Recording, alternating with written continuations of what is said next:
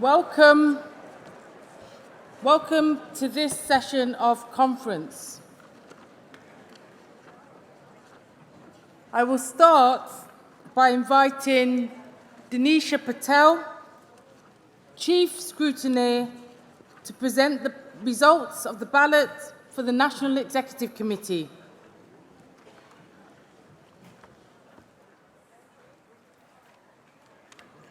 Chair, Conference, Dinisha Patel, Chief Scrutineer. I will now report the results of the ballot held at yesterday's conference. Yesterday afternoon, the ISDA nominee Joanne Kane informed CAC that she was withdrawing from the election of the National Executive Committee Division 1 Trade Union Section to serve for 2 years. Therefore, the 12 remaining members, at least 6 of whom must be women, nominated by trade union delegation at conference, are elected unopposed. Those 12 are Keith Birch, Unison; Jenny Formby, Unite; Andy Fox, TSSA; Jim Kennedy, Unite; Andy Kerr, CWU; Paddy Lillis, USDA; Pauline McCarthy, BFAWU; Ian Murray, FBU; Wendy Nichols, Unison; Sarah Owen, GMB; Catherine Spate, GMB; and Mick Wheeler, ASLEF. I will now give the results of the election of the National Executive Committee Division 2 Socialist Society Section to serve for 2 years. There is one member to be elected by the Socialist Society's delegation only. The results are given as the actual votes cast. Votes cast are as follows: David Allen, 5,044; James Asser, 51,050. I therefore declare the candidate elected is James Asser. Thank you, Conference. Diolch yn fawr.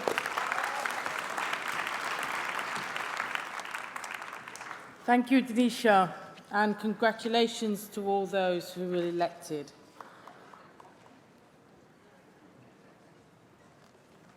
Conference, welcome to this session of conference. We will start by receiving the report of the Conference Arrangements Committee, so please welcome the Chair of the Committee, Harry Donaldson.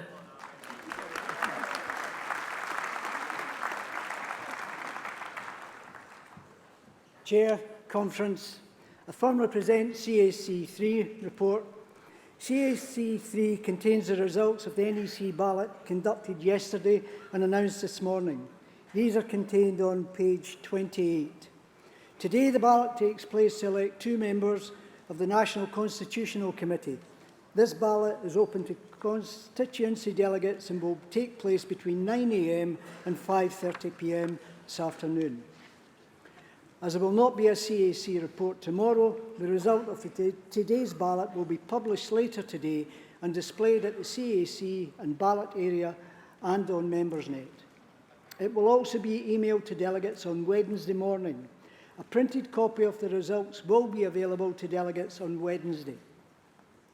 The composite motions on the NHS and social care, Grenfell Tower, rail and housing are all timetabled for debate today. The CAC has considered the emergency motions submitted against the set out criteria. The motions on Bombardier and assaults on emergency workers were deemed to be emergency motions and are timetabled for debate today. Emergency motions which were not deemed to be an emergency are referred to the relevant policy commissions. Contemporary motions to be debated today are detailed on CAC 3, pages 11 through to 17. The emergency motions can be found on pages 19 and 20. Constitutional amendments will also be debated today, with card votes taken at the end of the morning session. The NEC constitutional amendments can be found on pages 21 to 23. Delegates should note, however, that there is an error in the text on page 21 of CAC 3, but correct wording to this rule change was published in the addendum to the delegates' report.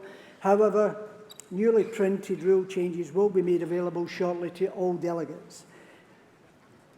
CLP and affiliated organisation constitutional amendments can be found on pages 24 to 27 of CAC 3.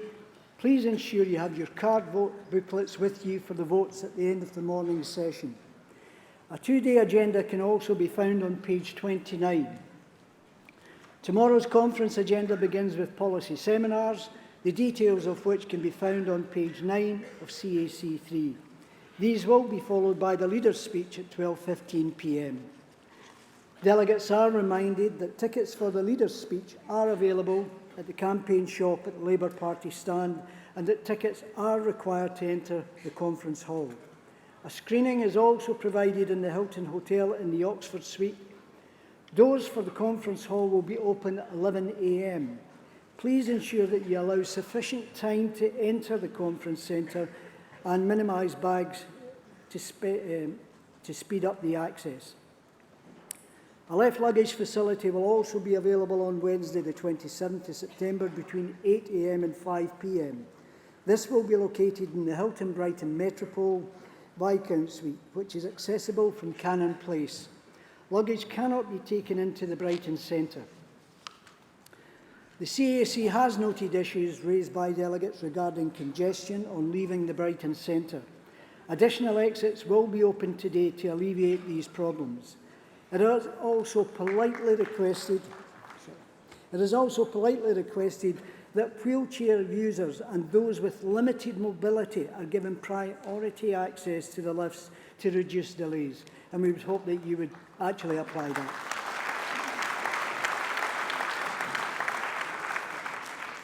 Conference, I move CAC Report 3.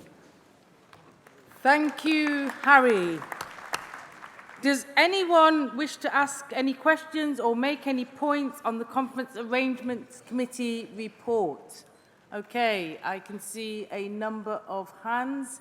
Can I take the lady here?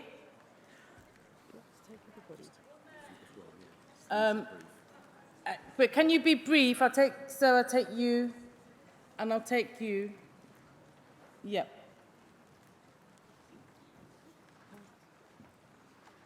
Morning Conference, Claire Wadey from your host constituency here in Brighton Pavilion.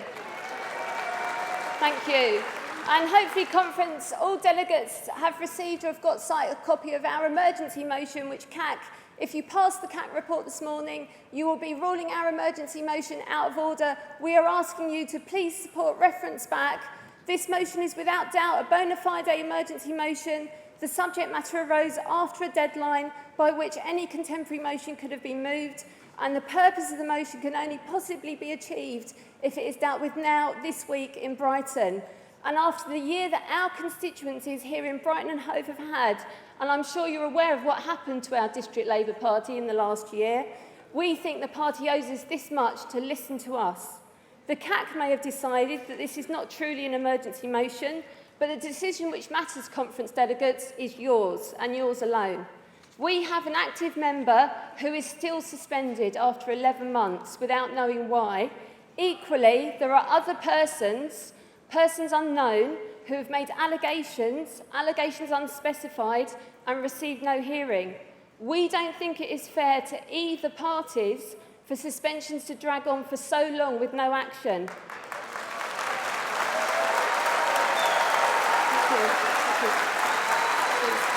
I haven't got much time, please.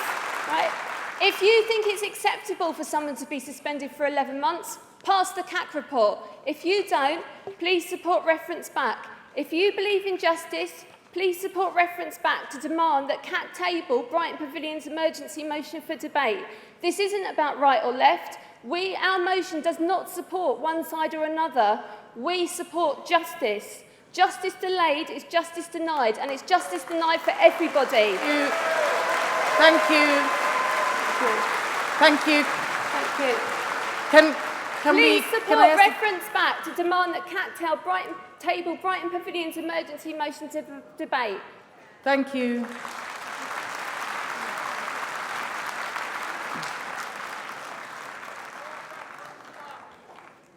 Good morning, Conference. Kevin Swift, Wakefield constituency. Moving reference back of page 18, the decisions of the CAC on emergency motions, with particular reference to the emergency motions from the Wakefield constituency and the Brigg and Gould constituency in respect of the WCAT Multi-Academy Trust, the Wakefield City Academy Multi-Academy Trust, on the grounds that it does meet the procedural criteria, that the dissolution of the trust and the refixing of all the schools, that arose too late for a contemporary motion, which incidentally is not disputed by the CAC, that the matters are of wide concern, as exemplified not only by the fact that the TUC resolved an emergency motion on that, and indeed the widespread publicity, for example, in Private Eye, and finally, on the grounds that the CAC appear to have been mistakenly informed from the letter we received from the CAC. The CAC appeared to have been told that the matter had been dealt with within the MPF report, which obviously is valid grounds for not dealing with an emergency.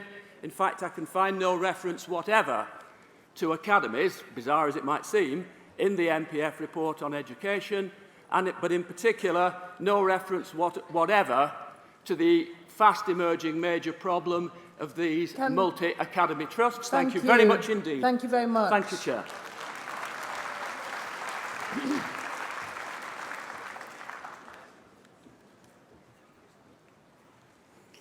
Hello, Hazel Malcolm Walker, Bournemouth West, moving reference back over the decision to not take our emergency motion on the closure of Poole Accident Emergency, Poole Maternity Hospital, and the closure of the paediatric services and the transfer to Bournemouth Hospital. Now, the reason I'm asking for reference back is because this decision, it's a de facto decision, it has been made, it is to make £167 million worth of alleged savings.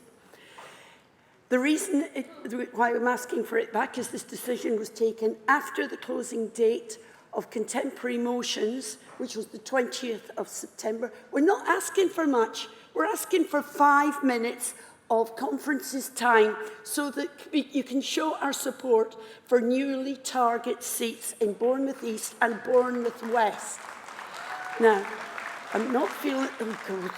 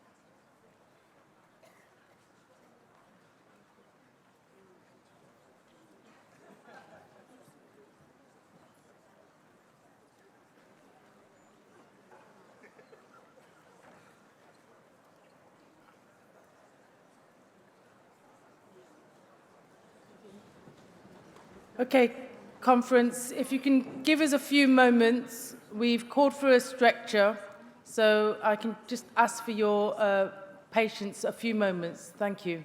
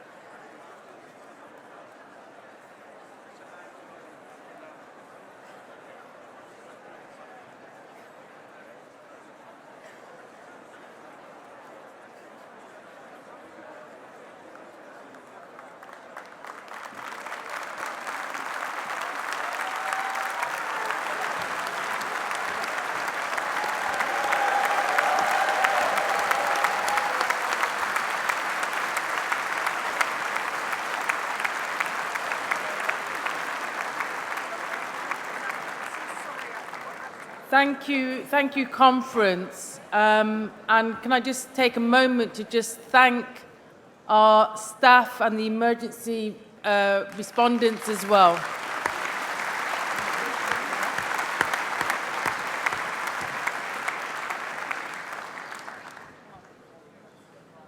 I'm just going to take 3 more, and then I'm going to ask Harry to respond. But the lady just there in the yellow and yourself,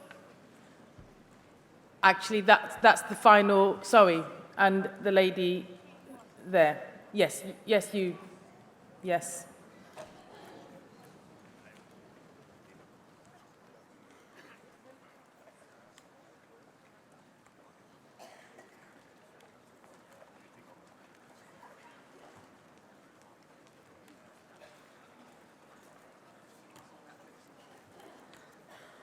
Maureen Cleater from Maidstone in the Wheel constituency, and I'll be very brief. Harry, I welcomed the mention about people with disabilities exiting and entering the conference hall. But please, please, please, can the Conference Arrangements Committee please look at this ridiculous situation where we have of jumping up and down with parrots, bananas and God knows what? Because, to be quite honest, there were debates I would have liked to have maybe contributed to. Well, for people with disabilities, this farcical situation where you're waving things, trying to get attention, it really does discriminate against us. So if you could look at it for next year, we'd be very grateful.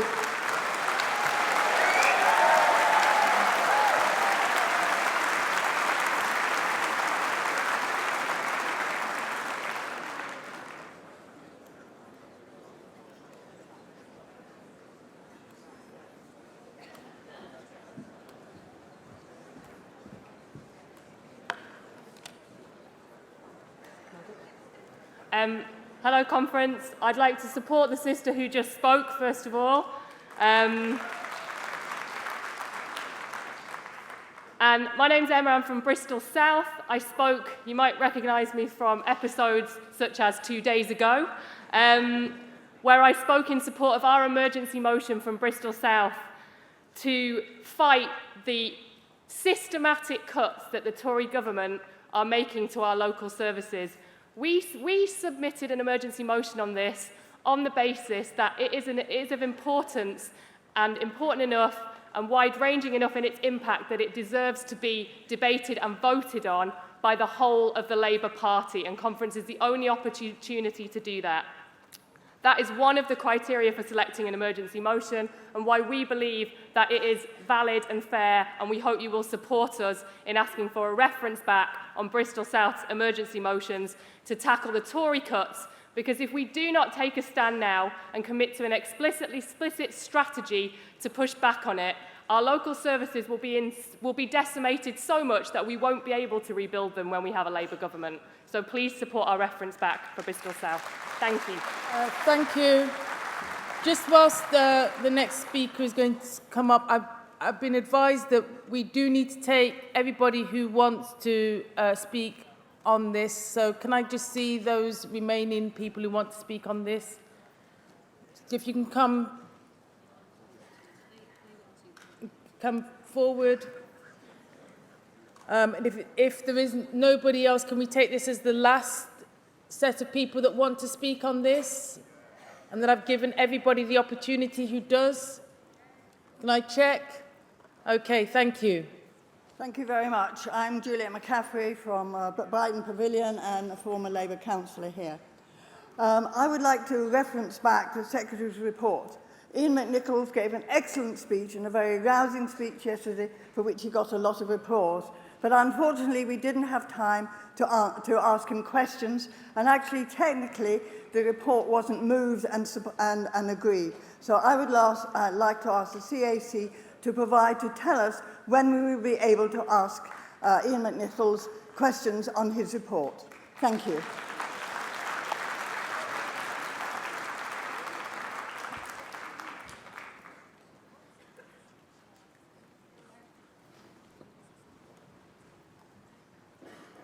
Hello, I'm Helen Cranage from Socialist Health Association.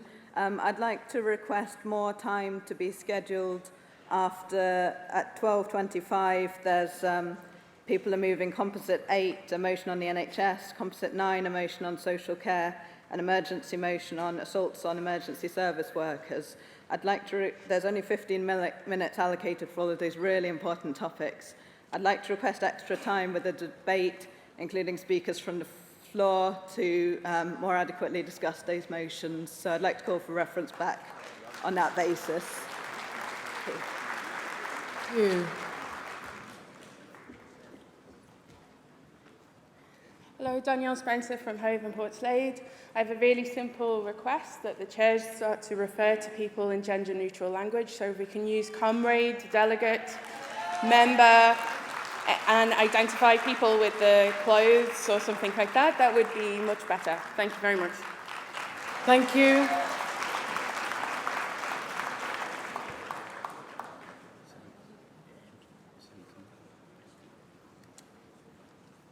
Go ahead. Hello, conference. I'll be brief. It's Mark Randall from Norwich North. I'm going to ask for a reference back on the basis that Norwich North's emergency motion, looking at discussing the renewal of Trident and having a full consultation on that. I think if anybody's following the news, I know we're all here working really hard, but if anyone's following the news, you can't argue in any way that that is an emergency at the moment that needs addressing and looking at by conference. Thank you very much, comrades. Thank you. I will now ask Harry Donaldson to reply to the points that have been raised.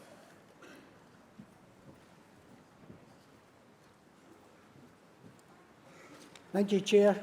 Yes, in responding to the delegates coming to the motion, as we said that the emergencies were all considered against the criteria. However, and having said that, it's quite clear there from delegates from going through there, and Daniel has made point to that, to all delegates who certainly came to the rostrum, CAC is prepared to meet with all the delegates to discuss the issues that they have raised regarding that, and on the basis of that we would ask that the Chair would timetable conference to continue, and I shall report back in due course to conference during the course of this morning and today.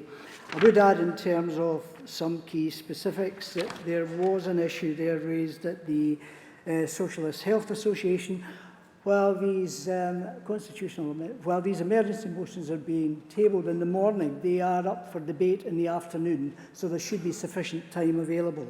And again, in terms of Brighton Pavilion, that's an organisational matter, which clearly what's been said there, the opportunity to meet with the CAC is available, and we will certainly schedule time to be able to do that. And that goes ahead for that. And I can just say that in terms of Bournemouth West, I trust that the colleague, the delegate from Bournemouth West, is fully recovered, and really a difficult situation to see. And again, the same opportunity arises for all in terms of that. And the first issue from Brighton Pavilion, again, was the issue over an organisational matter, which was 2 delegates from Brighton Pavilion. Again, in Wakefield, again, the issues can be raised during the debate this morning, and also tomorrow in the policy seminar. So there are opportunities for colleagues, delegates who have not been able to get their emergencies through as judged against the criteria, to get in on debates. And again, all these emergencies do get referred back in any event to the relevant groups to review and look at. But what I can say is there that for these delegates who have came to the rostrum, the opportunity is there to meet with CAC. We're happy to do so. And as I say, if I can ask Chair if we can move the timetable on to allow conference to continue, and we will duly meet with those delegates, and we shall report back to conference in due course. Thank you. Thank you, Harry. Conference. We have had a number of delegates who have asked for the Conference Arrangements Committee report to be referred back over individual issues. Harry has indicated that the CAC are prepared to meet with all those who have outstanding disagreements with CAC decisions. Conference, it's been our practice over many years for there to be one vote on whether to accept the CAC report, and those who feel strongly in support of one or more of the issues upon which reference back has been moved can vote not to accept it. If conference rejects the report, then I will ask Harry to return to the lectern and explain what CAC will do to address those issues that have been raised. We will then take a separate decision on whether to proceed with the timetable as set out. Conference, in taking this vote, we will follow the procedure which we used yesterday. Firstly, we will take a show of hands. So, conference, can I see all those in favour of accepting the report? All those in favour of accepting the report?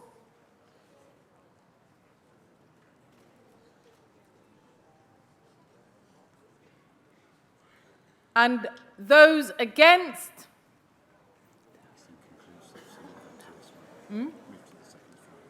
Okay.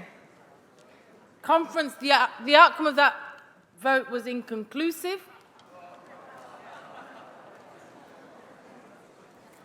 I now want to take the show of hands in two sections. Firstly, we will take a vote just amongst CLP delegates only. Can I see all those in favour of accepting the report? CLP delegates only. All those against?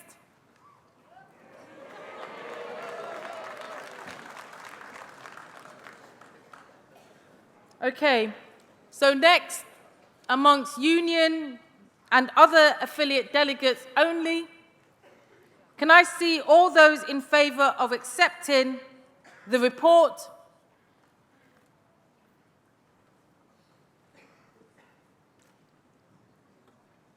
And all those against?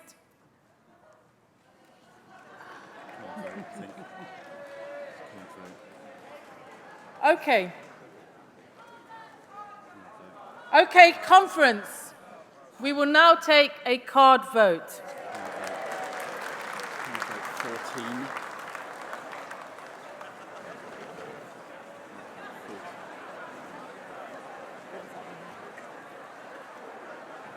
Okay, conference, it will be card vote 14. You should vote for the report to be accepted or against for the report not to be accepted. Can I have tellers in their place? Tellers in their place.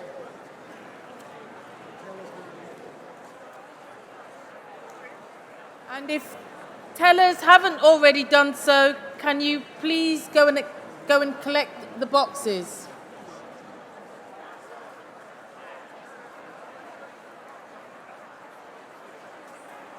Remain in your seats while the votes is being taken.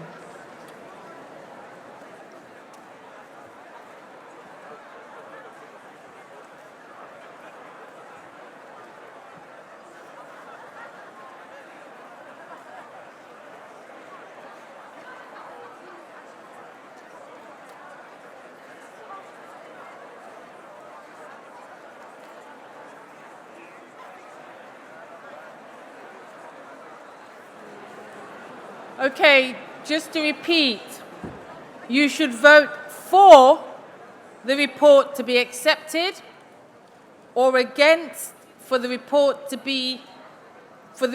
not to be accepted.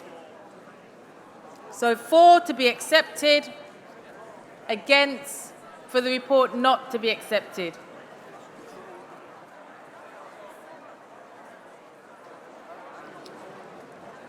And for the benefit of the tellers, could I ask you to hold up your card votes?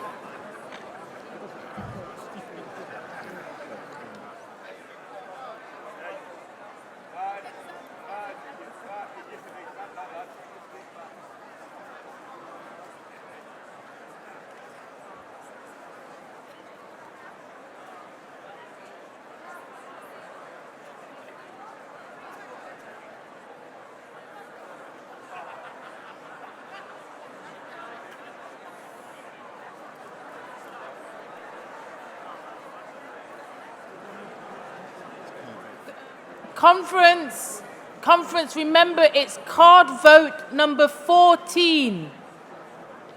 Card vote 14, 1-4.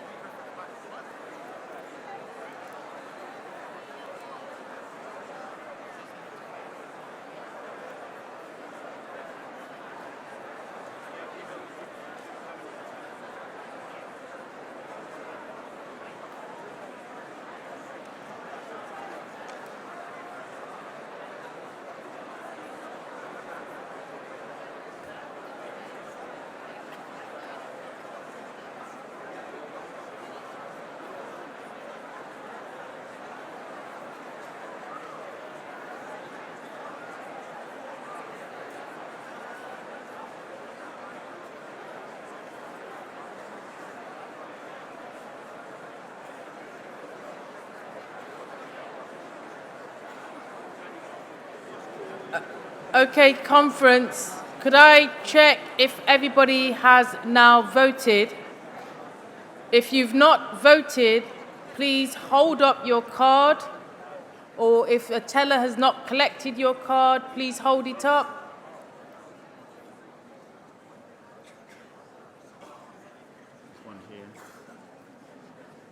There's one there.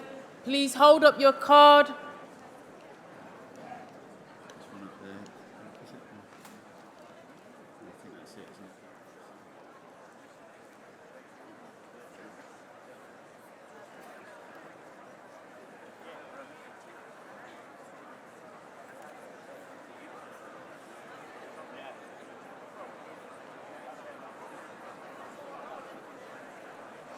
Okay, conference. If everybody's now cast their vote. Conference, could I ask you to seat? Conference, could I ask you to sit so that we can just check that everybody who wants to vote has voted? I can see one or two card votes still waving. Could I ask tellers, please, to collect those votes? There's one right over there. Please wave if you've still got a card vote. Okay.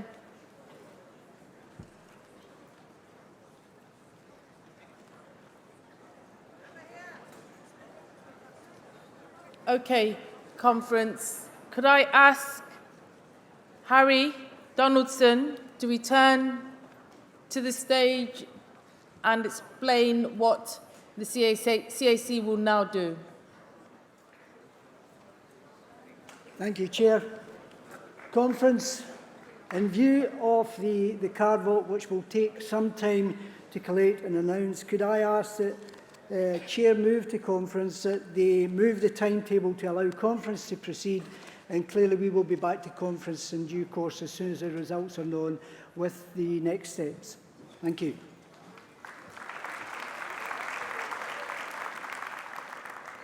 Thank you, Harry. So, conference, Harry suggesting that we move to proceed with the timetable. Can I ask that we move with the timetable as indicated? Thank you, Conference.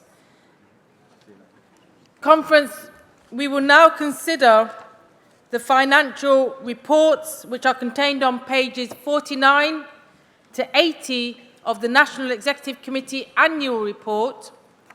I will invite the Party Treasurer, Diana Holland, to present her report.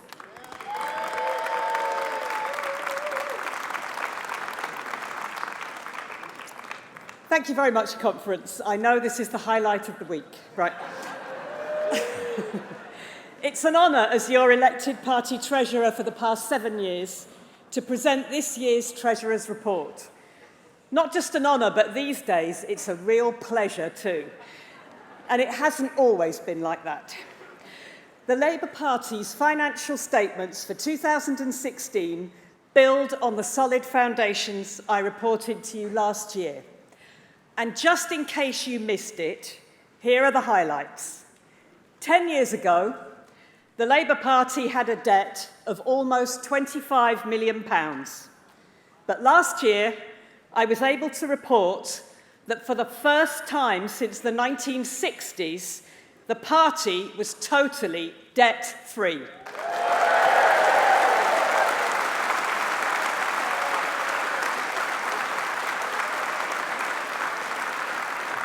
So the first thing I want to say is to reassure you that our party remains debt-free.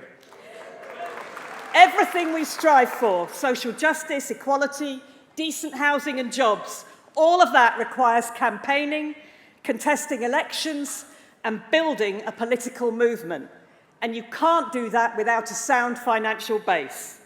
The NEC Finance Strategy, overseen by the Business Board and the Audit Risk Committee, has continued to ensure that Labour Party finances are, to coin a phrase, strong and stable. But in our case, it's true. And let me be absolutely clear, this was achieved not through dipping into membership and affiliations, nor through using donations for campaigning for anything but campaigning, but through long-term financial management. Keeping to our 3 iron rules: no expenditure until the funds are there, no expenditure until it has been assessed to ensure it meets our priorities, maximising our income and minimising our costs, making a difference. It's really important for all of us to understand that every penny you donate to the Labour Party for campaigning is used for just that, campaigning. Meanwhile, 400,000 people joined as members in the past 2 years.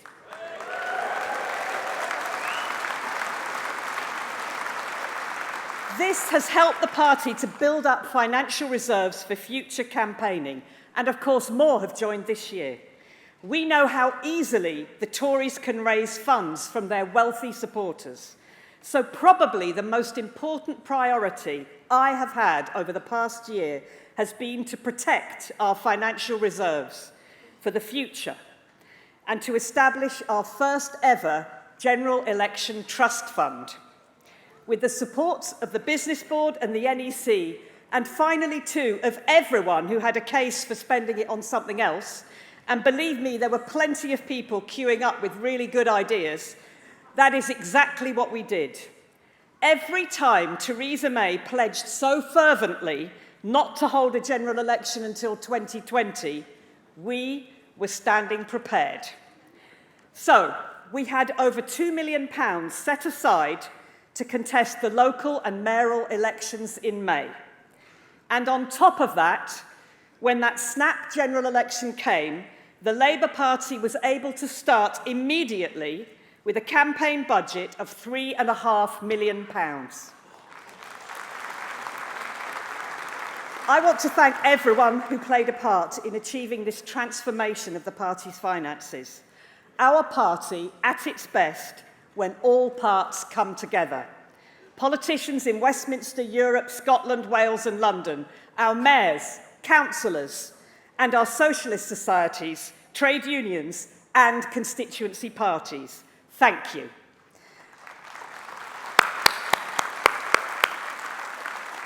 I want to pay a special tribute as well to the party's finance director, Simon Mills, and the finance team, who together with our leader, Jeremy Corbyn, and General Secretary Ian McNicol, and all the party staff, have made sure our finance strategy has been transformed from principles to delivery on the ground. 2 final points. First, the bad news. Our finance strategy, of course, means we have prepared for every risk. Well, that vindictive, shameful Anti-Trade Union Act, so wrong for our workplaces, our communities and our human rights, will all too soon begin to erode the ability of trade unions to affiliate and donate to Labour. We are taking steps to minimise this damage, but implementing Labour's manifesto pledge to repeal that disgracefully partisan attack is just one more reason why we must come together to secure a Labour government.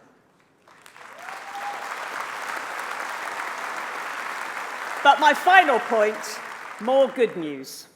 You all know that Labour is the party of the many, not the few. Well, I can report today that Labour's financial support comes from the many, not the few.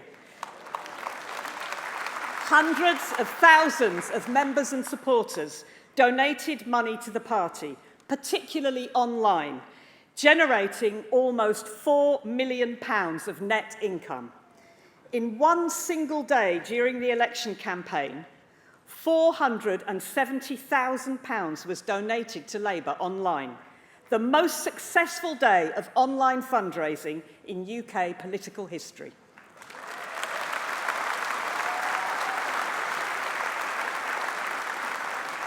Small amounts of money from lots of people, at the heart of Labour fundraising. I want to thank every person who gave. Not just money, but messages of hope too, like just this one from Jill, a Labour member from Horsham, who donated and wrote, "As a nurse, working in the NHS for the past 40 years, I can see every day how the Tories are destroying it. I know that Jeremy Corbyn's Labour will fight to protect the NHS, and I know you need leaflets and adverts to let voters know your plans. I'm proud to play a part in our campaign." So let's say thank you to Jill.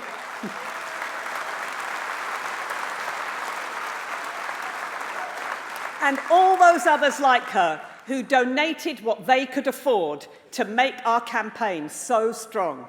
And for their sake, and the sake of the whole country, let us redouble our efforts to rebuild our General Election Trust Fund and to bring in a Labour government under Jeremy Corbyn. The sooner, the better. Thank you.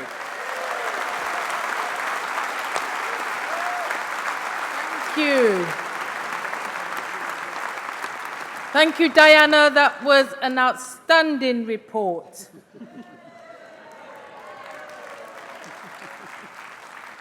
We now need to formally adopt these financial... Oh, let me allow you first to comment. Would anyone like to ask any questions or make any points arising from Diana's report? We are looking just for brief remarks rather than a long speech. Okay, we've got at least two. I'll take the lady waving here and this lady standing. Sorry. Comrade, come forward.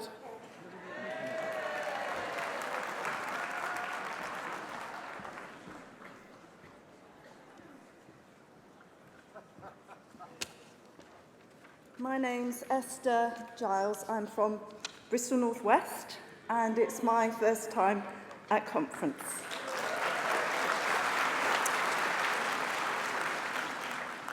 The accounts don't tell me everything I'd like to know. The healthy state of the accounts does conceal, whilst also revealing, some things I'm curious about. On a more detailed technical point, I want to know why creditors and accruals have nearly doubled, increased by 4 million between the 2 years. I would like to see within running costs the cost of the compliance unit between 2015 and 2016.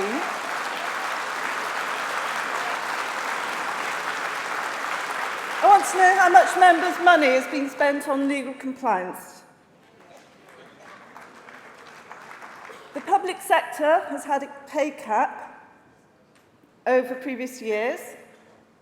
I'd like to know what pay rise has been awarded to Labour Party staff. I can see that senior management costs have increased by 6% between 2015 and 2016. And finally, I'd like to know where I can find the £20,000 fine for undeclared election expenses in 2016.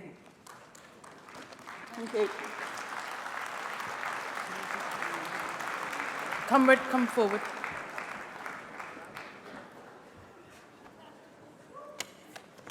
Thank you, Chair and Conference. This is my first time speaking at Conference. I'm Amanda from your local host constituency, Brighton Pavilion.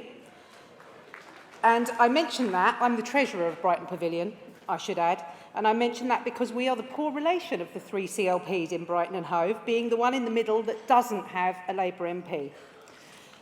I note that party finances, as mentioned by our treasurer, are in fantastically good health, and congratulations for that, with the surplus of 6.5 million, due in large part to the huge membership surges, which is why I want to protest most strongly that the practice of allowing the host CLP a stall at conference has been ended, with no consultation or notice that I am aware of.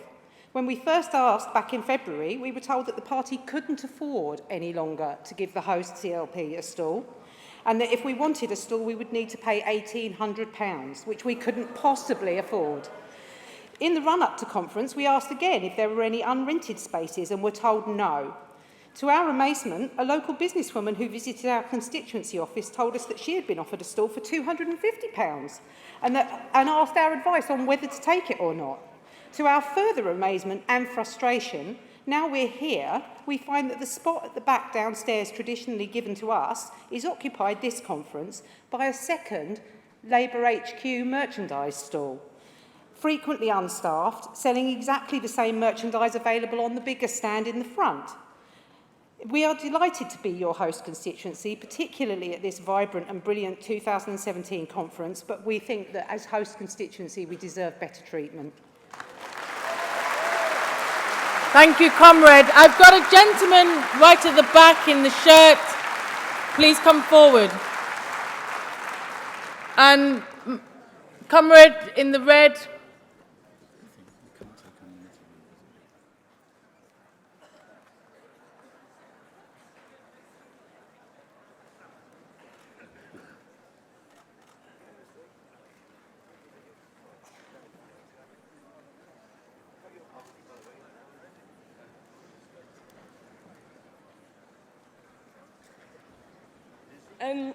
So to go from £25 million in debt to having raised over a few months £4 million, to be in this financial situation says, yes, fantastic financial management, but it also says something to me.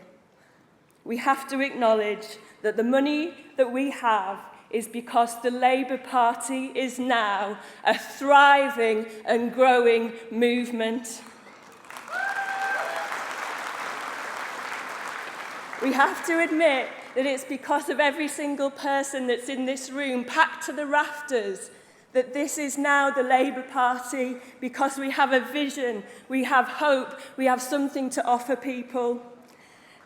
And we are a movement of workers, nurses, teaching assistants, refugees, students. To be brief. And that, so I want to finally say that when our movement started to grow, people worried with what would happen. But what I wanted to just say is thank you, because you've brought life back to this party. And I'm so excited to take that financial test and take it to the Tories and win a Labour government. Thank you. I think there was a question in there somewhere.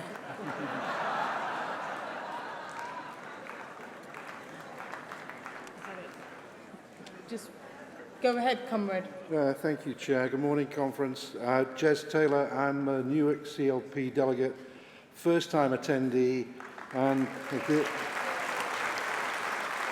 I'm also the treasurer for the CLP, the man with the money. My brief point is that about 5% of the funds, that we contribute from the CLP through membership dues gets retained or recycled back into the CLP, and about 95% disappears for all good causes to a great regional office under Finbar Bowie and his team. Fantastic national organisation. But I think it's time to revisit, is it not, to get to the point of the question, the balance between the funds that are retained or recycled into CLPs and we will not turn Newark into a Canterbury or a Croydon unless we do get more funds on the ground recycled from the centre. Thank you. Thank you. Thank you, comrade. Conference, we are slightly behind time. I don't want to stifle any questions, but could I just ask if people who are indicating that these are questions that you're putting, there'll be plenty of time for speeches later. Please just put the question, and then we can get those who want to speak, to ask the question, to ask. There will be plenty of time for debate later, so just ask the question, please, and then we can all get through. So please come forward, comrade, and both of you here, please come forward, and yes, comrade, come forward. And sir, comrade. Bruce Whitehead, Edinburgh Western CLP. Just to endorse what the previous speaker said about recycling funds, quite a few members in various CLPs said, well, we're skint, we're not sending anyone to conference. And in Scotland, we've, in addition to the general election and the European referendum, we had the Scottish referendum 3 years ago, and also the Holyrood elections last year. So we're even more skint. So can we follow Dennis Skinner's advice and borrow money from the centre? Thank you, comrade, please.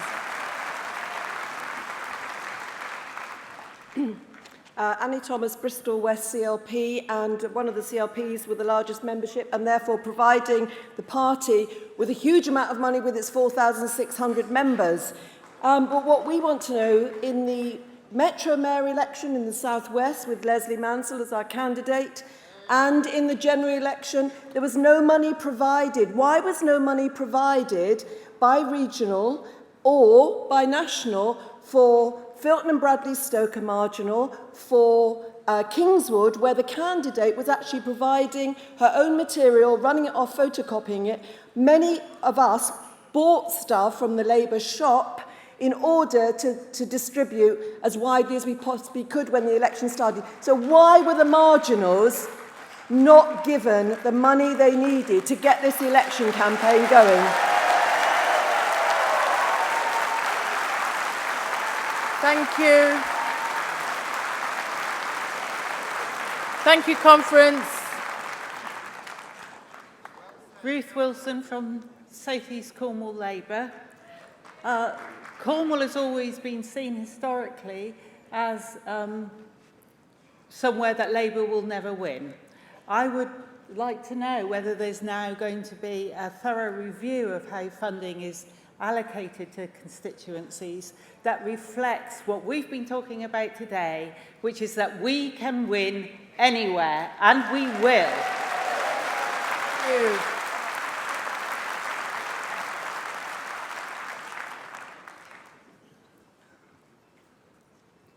Good morning, Conference Chair. Emily Clark from Lewis CLP, just up the road. This is my first conference. Thank you. I just wanted to echo what everybody's been saying. We know that we can win anywhere now. We've won a seat in Canterbury, and recently in the local elections we've won a council seat in Worthing up the road, which is the first time in about 40 years. So I just want to say we've all worked so hard on bringing members in and retaining those members and trying to engage them. And in areas where we're in a Tory stronghold, actually, although we stand a chance of winning, we need funds trickling down now from headquarters to be able to get behind our local campaigns and our vibrant constituencies. Thank you. Thank you, Comrade. And our final question on this section. Comrades Anthony Tyler, South West Wilts, CLP Secretary, and Corbynite. Just one simple question. How much, I would like to know, of our success has been down to one person, Jeremy Corbyn? Thank you for that brief question. Diana, do you wish to reply to any of the points that have been made? Of course, I wanted to begin by thanking everybody for the huge interest and involvement in this report, which is a record. Second general point, this is a time of change, as you know, and I think you can tell from the questions and from my report, things are moving. And the third general point I wanted to make is that the finances don't direct the direction of the party directs the finances, and that's got to be done in that right way. So that's the spirit in which I'll respond. I'm going to do quick answers to every point. If anyone wants to talk to me or anyone from the finance team separately about more detailed points, please do. So, firstly, the question about creditors and accruals looking like it's nearly doubled. It was an issue of timing over when the report fell and when the payments were made. There is no change otherwise. It's just how it comes over in the report. There are no other differences. The cost of the compliance unit is included within all the staff salary costs. It is not factored out separately. Staff salaries were based on CPI. The £20,000 fine referred to, and just to be clear to everybody, this was not deliberate hiding of anything by the party.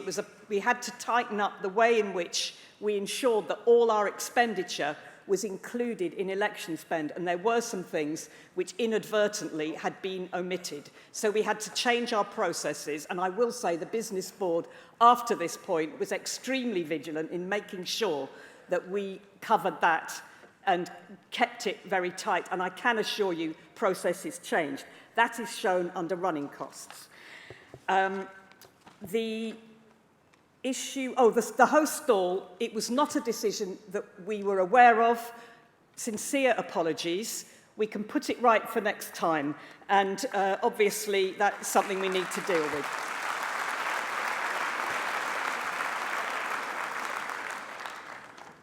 The debt was repaid over 10 years. And in fact, I can see a former treasurer here, Jack Dromey, who was part of that process as well.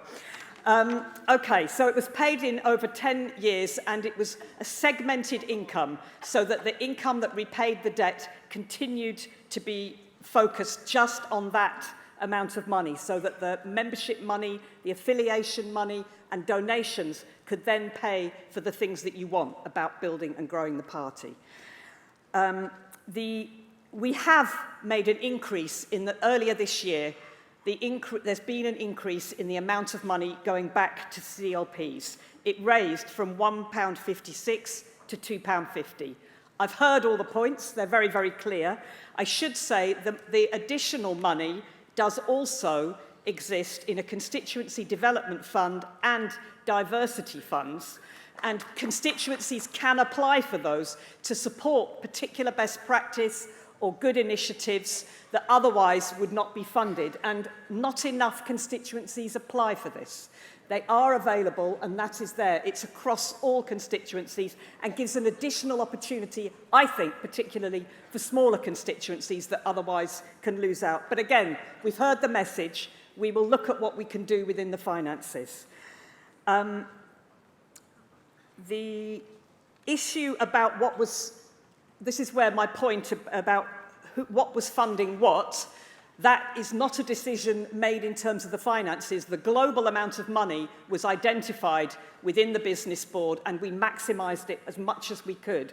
And we spoke to the election strategy team and said it's got to be within this framework, and then proposals were put based on the priorities. At that point, the priorities were around marginal seats. I think the points have been made. What constituted a marginal seat and what constituted a winnable seat has changed in the general election. And that debate will have to continue.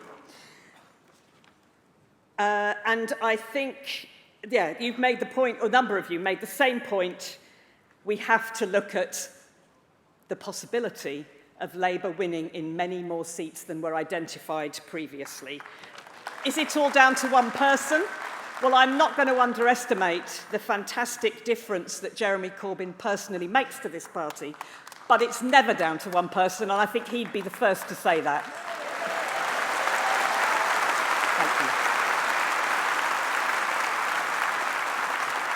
Thank you. Thank you, Diana. I can see that we're clearly going to have to allow more time in future for our financial reports. We now need to formally adopt these financial statements. Can I see all those in favour of doing so?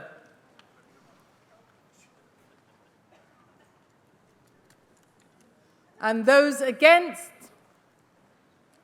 Wonderful, unanimous.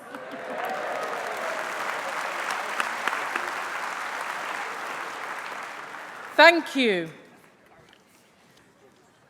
We must now consider the rule amendments which have been put forward by the National Executive Committee.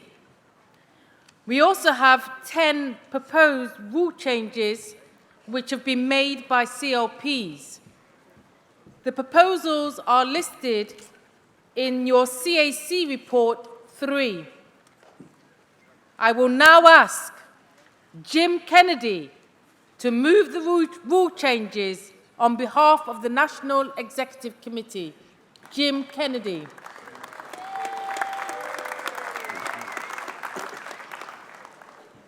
Comrades, there are a number of rule changes that have been proposed by the NEC, CLPs and affiliates, which will be subject of card votes later today.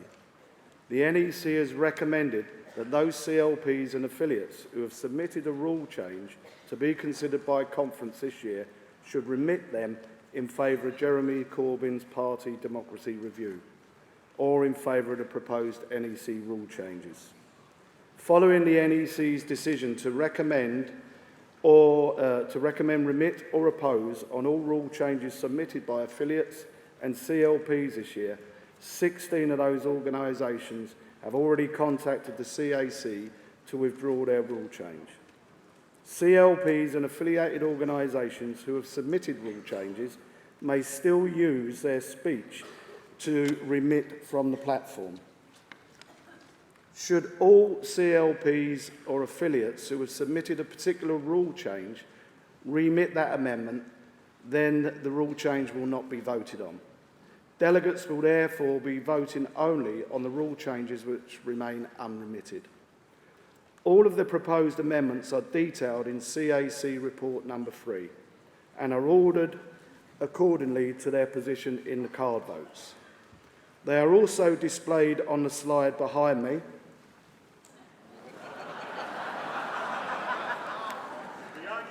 Yeah, I know, that's happened before, that one. They will be at some point.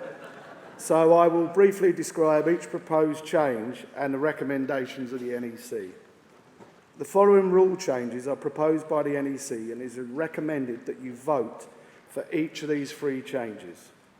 Card vote 1 will increase the representation of party members by increasing the number of CLP representatives on the National Executive Committee by 3, and the representation of workers by increasing the trade union representatives by 1. This means there will be 9 NEC positions for the CLPs and 13 NEC positions for the trade unions. Delegates should note there is an error in the text of the card vote 1 in the CAC report this morning on page 21. The correct text was printed in the addendum to delegates' reports printed on Friday and available in the CAC office at the back of the hall. This rule change will see candidates for the NEC from constituencies requiring at least 5 nominating CLPs. In order that the new NEC members can take their places as soon as possible, the NEC proposes a change to the clause on the terms of office so the new NEC members don't have to wait till next year's conference to be elected. Card vote 2 will reduce the percentage of MPs in the Parliamentary Labour Party and members of the European Parliamentary Labour Party who are required to nominate individuals as leader or deputy leader of the Labour Party from 15% to 10%. This will ensure local party members will have a broad choice when voting for our party's leadership. Card vote 3 seeks to end discrimination against protected characteristics and strengthens the party's commitment to equality and fairness. This change will ensure our party is a safe and welcoming place for all members, regardless of their gender, race, disability, religion or any other characteristic. Over the last year, the NEC has been consulting widely on these changes to reflect the concerns of our growing membership. This rule change has the support of Baroness Chakrabarti, the whole of the NEC who agreed it unanimously, and many of our valued affiliates, socialist societies and members who have been involved in this process. We recommend you vote for all 3 changes. The following 9 card votes are on rule changes from CLPs and affiliates, and the NEC opposes these in favour of Jeremy Corbyn's Party Democracy Review or the other NEC rule changes. Jeremy has set out the terms of reference for this wide-ranging review of Labour Party democracy, which includes developing democratic policy-making procedures, strengthening the role of CLPs and regional structures, the governance of CLPs, greater participation of women throughout the party and improving diversity at all levels, including looking at how to increase the involvement of BAE members, LGBT members, members with disabilities and other groups. The review will consult widely with CLPs, affiliated trade unions and other affiliated organisations, and individual members will aim to the review will aim to produce a report within the first 12 months.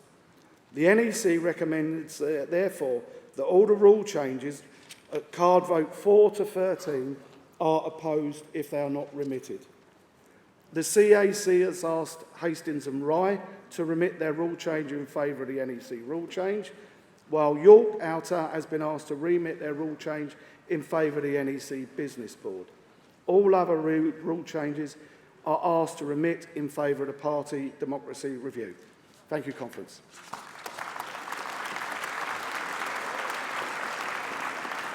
Thank you, Jim. We now have a number of rule changes which have been proposed by CLPs and affiliates. The procedure will be that each will be moved by the delegate of the CLP or affiliated organisation concerned, who will have 5 minutes to speak. If no delegate of the CLP moves the rule change, it then falls. So can I move to the first rule change, which is on conditions of membership, and is to be moved by Hastings and Rye, CLP.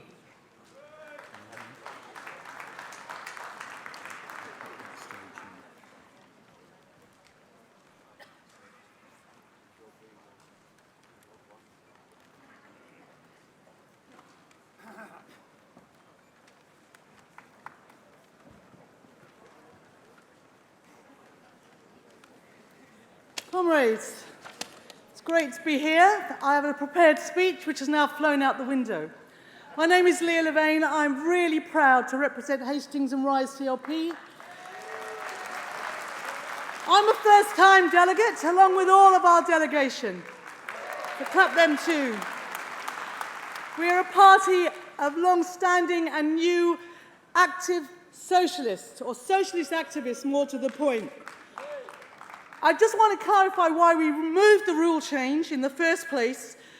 As you know, we have to put rule changes in 15 months in advance. And we were very, very worried about what was happening in the Labour Party with the suspensions. And we wanted to help the Labour Party and support our members, even though we weren't particularly affected as a CLP. So I'm not going to go into the details of what we're proposing. We're actually not in any way opposing the NEC's proposal on this rule. We have some concerns. We think that it leaves some gaps. We think that ours could strengthen what's going on. I want you to know that we've been put under intense pressure to remit this thing. However, while, as we can see clearly, and from all the publicity around it, the NEC's clearly negotiated with the Jewish labour movement to come up with their rule change amendment. I don't know what the bureaucracy language is. We, as the only other people who had put in a rule change on this rule, literally had no communication at all. Not a phone call, not an email, until Wednesday night, when, as the comrade who presenting the report said, we were asked to remit in favour of the NEC's proposals. We were told in the email our points had been covered, not a conversation about how they've been covered. Literally at the 11th hour, we have been called out of this, the earlier session, and had confirmation that our points, the points we consider that are not covered, will be taken into account. And I want that because that's outside this room. I would like that confirmation from the floor, from the table of conference. And I want to go into a little bit more. I'm going to grab my little moment in the spotlight for Hastings and Rye, and also for the Jewish Voice for Labour.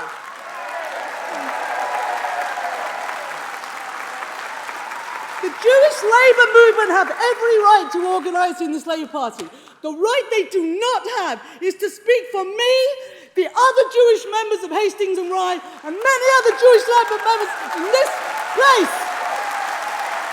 They do not speak for me, and part of what we were proposing was to make sure not only on the issue of anti-Semitism, although that was the dominant issue at the time, but on any issue that you take a sounding from a wide range of views.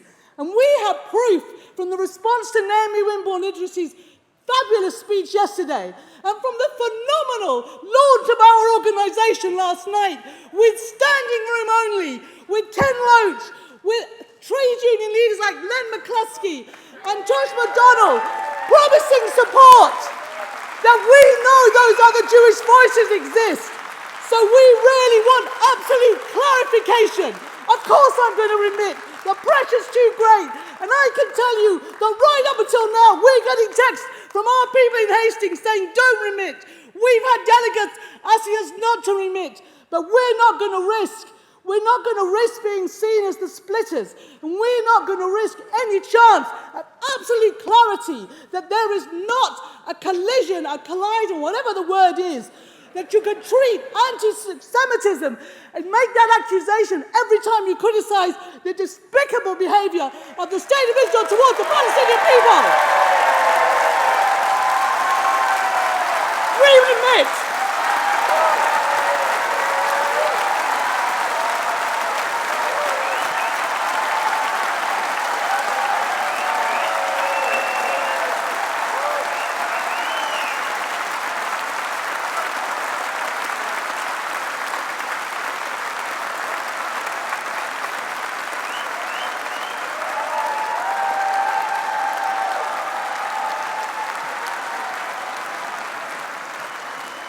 Thank you.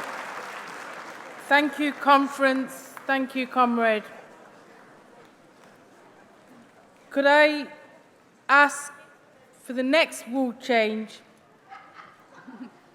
The next rule change is on hatred and prejudicial language and is to be moved by the Jewish Labour Movement.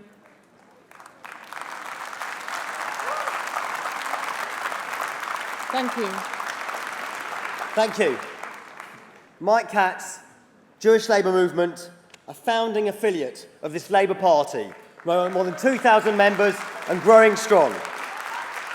Over the past couple of years, the JLM has been challenging increasing incidents of anti-Semitism in the party and urging the party to equip itself properly for this fight.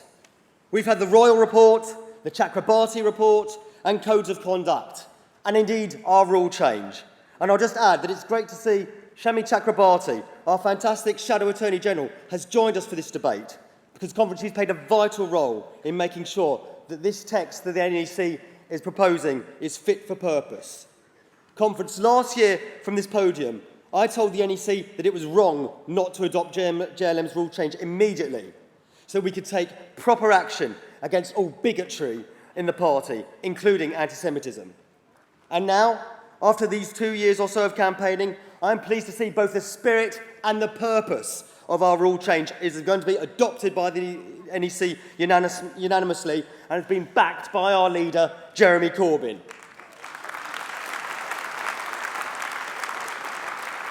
Conference, the spirit of our rule change is that it is outrageous that there is nothing in the rulebook that explicitly making bullying, discrimination and harassment of all minorities an offence.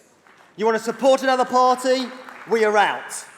If you want to engage in hate speech, well, it's not so clear. And for the party whose values embody tolerance and diversity, which from the Equal Pay Act and the Equality Act has always been in the vanguard of equality, and for a party that is more member-led than ever, that's just wrong. And so finally, this rule change the NEC is proposing puts it right. And the purpose of our rule change was to close off a loophole, a cop-out clause, which says holding a sincerely held belief makes hate speech okay. Come on, conference. Is it really okay for a member to say they've got a sincerely held belief that women are inferior to men or that the Holocaust didn't happen? No, of course not. And we want to see anybody saying that kicked out on their ear. And following Jeremy's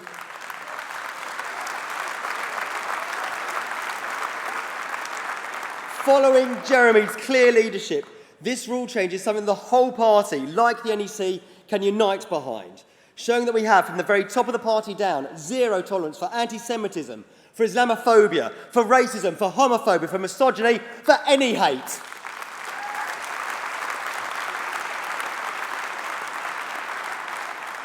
So I'm back, JLM's back, a year later to see the job finished. And since then, what an incredible year we've had.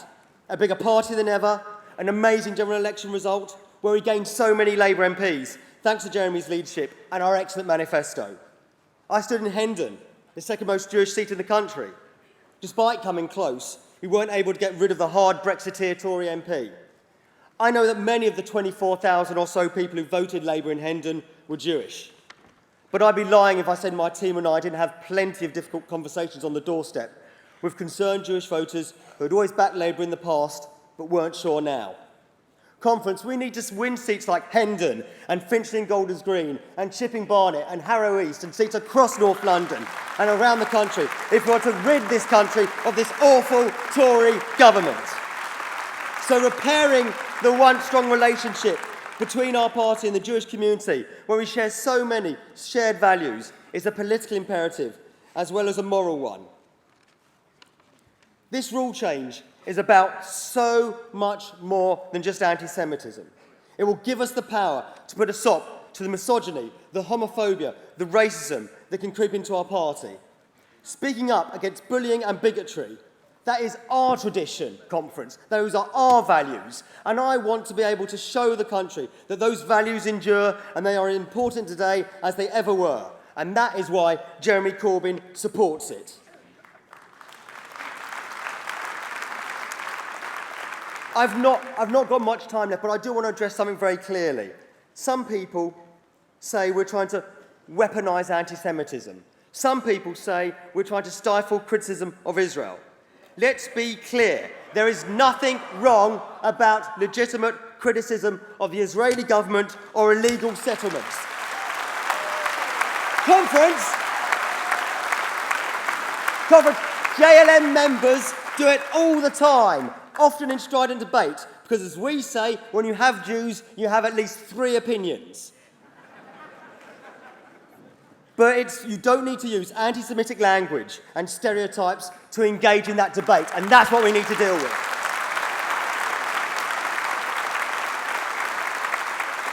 So, conference, I know my time is coming up, but I want to say, conference, now it's over to you. Let's put aside talk of witch hunts and weaponising anti-Semitism, of internal politicking and paranoia. Let's pass this rule change, put our house in order, and get on with the job of taking this fight to this woeful, incompetent government that's wrecking our schools, our NHS, and our economy. And that is why I am pleased to tell you that after this 2-year campaign, JLM is remitting its constitutional amendment and urging conference to adopt the NEC's words so we can send a clear message out on bullying and bigotry in our party. We want to see it, the vast majority of members want to see it, Jeremy Corbyn wants to see it, so let's help Jeremy fight discrimination today and pass the NEC's rule change. I remit. Thank you.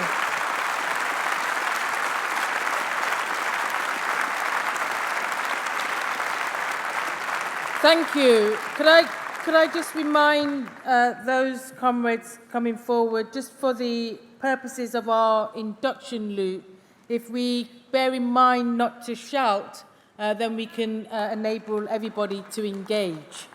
The next rule change is on the allocation of membership fees and is to be moved by Yorkshire CLP.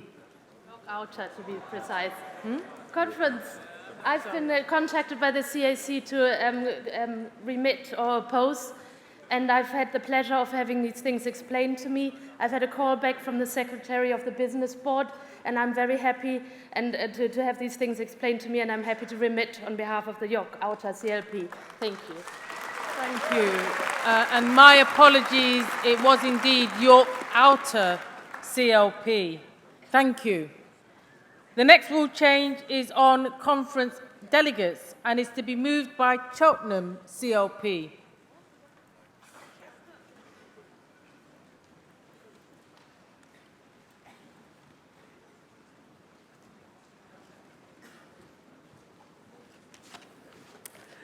Good morning, comrades.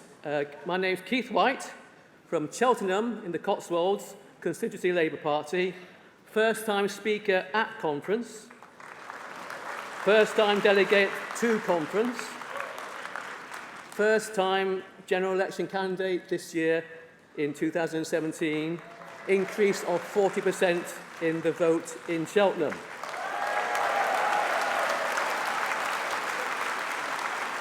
Thanks to this, our manifesto, our marvellous manifesto, it had all the answers to the questions I was asked. And I want to say also, it's a privilege to be here to speak at this rostrum to you today. I actually do count it as a tremendous privilege. Now, I'm a delegate. I've got more than 12 months membership In the appendix to our rule book, it says, the Labour Party is anxious to ensure that all new members are properly welcomed into the party and opportunities offered to enable their full participation in all aspects of party life. Now, I might be simple, but I would have thought all aspects of party life includes being a delegate to conference. But in the section that I'm asking amendment for, the words are, in there at the moment, all delegates must have been individual members of the party for at least 12 months at the closing date for receipt of names of delegates.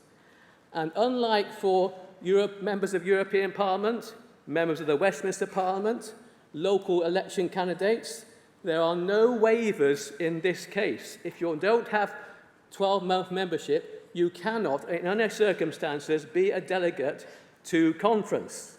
And the amendment I'm asking you to pass today, and I'm not remitting, I'm going to ask you to vote on this, is because that will know it will know to be done. It will be assured and done today.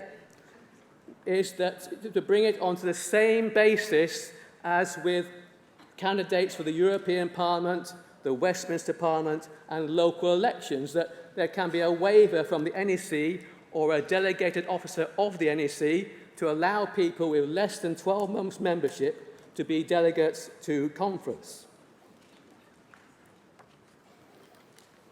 Let's stop dividing our party. Let's stop dividing our members with these arbitrary lengths of service or membership.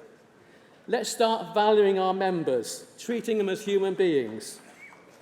Let's value our members in deeds and not just in words. Let's treat our members equally. New members have a valuable outsider's perspective. It's very important to the life of the party. The members who elected Jeremy Corbyn twice in 2015 and 2016 were often derided, even within the party, as naive, idealistic, and even stupid.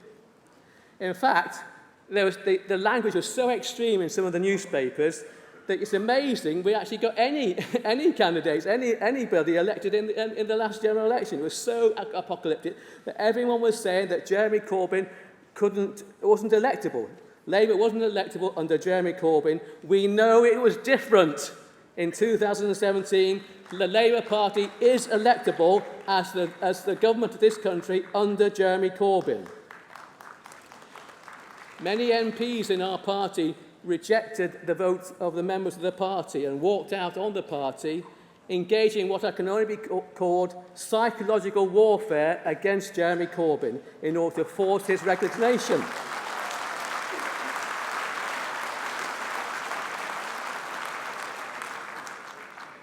And I am a Corbyn supporter, but I don't necessarily sing all the songs. But I mean, just from a sort of a moral point of view, it was wrong. There was an accepted way of challenging for the leadership, and if you wanted a challenge, that is the way that should have been followed. Not all this shenanigans, not all this walking out. The party is not valuing the members of the party. You may recall in the 2016 leadership election, a lot of new members were suddenly and surprisingly disenfranchised and couldn't vote. Hey, thank you. My sister was one of them. £25 is a lot of money. Thank you. Let's stop tarring every new member with a brush of suspicion. Support the amendment today. Let's value our members. Thank you, comrade. Thank you. Conference. To speed things up, could delegates who are moving rule changes come to the Speaker's desk so we know who you are? Could I also just give a gentle suggestion, as we know that time is short. I know that we've said you're allowed up to 5 minutes, But if you don't need the 5 minutes, you don't have to take it.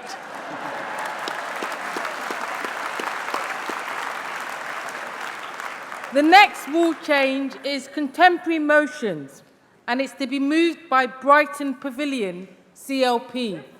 And sorry, Claudia, but I might need 5 minutes because I need to give a bit of background to explain why we are moving this rule change today. And that's just to tell conference that to us, this rule change is not just about our rule book. It's actually about 2 years ago when we moved a motion, or we tried to move a motion, and that motion was about the Shoreham air crash disaster, which happened just over 2 years ago.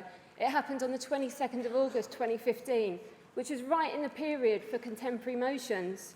And for us in Sussex, not just for us in Brighton Pavilion, but for all the Sussex constituencies, yeah, fewer people died than at Grenfell this year, but that was our Grenfell. And 2 years ago, that was a really hard time for us. And when it came to conference 2015, from the time from the Shoreham air crash disaster on the 22nd of August 2015 until conference met here, and it was here in Brighton, remember, 2 years ago, nobody had talked about anything. There had been no discussion of anything on the news, in our papers, in our media, except the Shoreham air crash disaster. And quite naturally, several of our constituencies had put forward contemporary motions on the Shoreham air crash disaster. And what did Conference Arrangements Committee do? It said they're not contemporary motions, and it ruled them out of order. And I was up here moving reference back. It went to a card vote, and it was lost. And so there was no discussion of the Shoreham air crash disaster 2 years ago. And what we don't want is we don't want that happening in future. We don't want that happening next year to Grenfell survivors, not being able to discuss Grenfell because it might not be contemporary and it might not meet the definition. And I'm sorry, conference, that's why we're not remitting. We're asking you to discuss this year and to support this rule change. I've only got 5 minutes. She's getting stricter. It's 19 seconds. We lost friends and family. I personally lost my first real boss at Shoreham. We saw our main roads engulfed by an enormous fireball. So, of course, it was contemporary to us. And, of course, our motion included fire cuts and talked about the great work done by our firefighters, our police services and our emergency workers. But that wasn't contemporary. Even though the National Policy Forum didn't even have the words fire cuts in its report. No, in 2015 in Brighton, 6 weeks after the Shoreham Air Show disaster, when a huge fireball had engulfed our roads, no fire cuts in the National Policy Forum report, it still wasn't contemporary. That's why we need to take the word contemporary out of our rule book so that people can have a wider discussion, so that future conferences can hear resolutions on subjects not substantially addressed. That's the phrase we would like. We're not saying anything, and there would still be the priorities ballot. It wouldn't be a free-for-all. We wouldn't be here all day discussing every willy-nilly thing you want. We're just saying things that are not substantially addressed in the National Policy Forum report, like fire cuts weren't in 2015, should be able to be discussed at conference. We don't think we need to wait another year or maybe more, because if you read the review that conference has been asked to adopt today, it doesn't actually say it will come back in a year. It says it may come back in a year. It doesn't actually say it will discuss contemporary resolutions. It says it may discuss contemporary resolutions. We've had to wait 2 years to get this on the agenda. You can pass it today, and it will happen. And next year, you'll be able to have a wider discussion on wider subjects. And let's face it, every year, CAC, and it's clear from the CAC reports, there are a hell of a lot of motions that are ruled out of order that are not contemporary motions. So it's very clear that very many people and very many constituencies around the country don't understand the definition of contemporary motions, and yet year after year after year, CAC hasn't managed to explain that to people or make it clear to people. So we're saying, please pass our rule change today. Release CAC from that annual burden that they face. Release them from that heavy workload. Yeah. And also take, the review itself, if it is going to report in a year, it's got a lot of work to do in a year, and you could pass our rule change today and that would be one less thing they have to consider. Thank you, I move. Thank you. Thank you, comrade. Thank you, conference. The next rule change is on constitutional amendments and is to be moved by Filton and Bradley Stoke, CLP. Do we have anybody? Okay.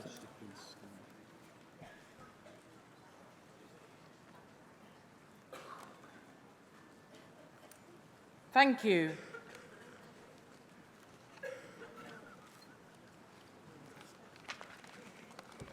Hello, conference. My name's Debbie Porteous, and I'm a first-time delegate from Filton and Bradley Stoke in South Gloucestershire. I just want to say a quick thank you to those who acknowledged our lack of funds in Filton and Bradley Stoke. And we got very close to taking this Tory stronghold anyway because of the belief of members and the solidarity of friends in Bristol. We do need money from our campaign for our campaigning in South Gloss, Filton and Bradley Stoke, Kingswood and Thornbury and Yate. Conference.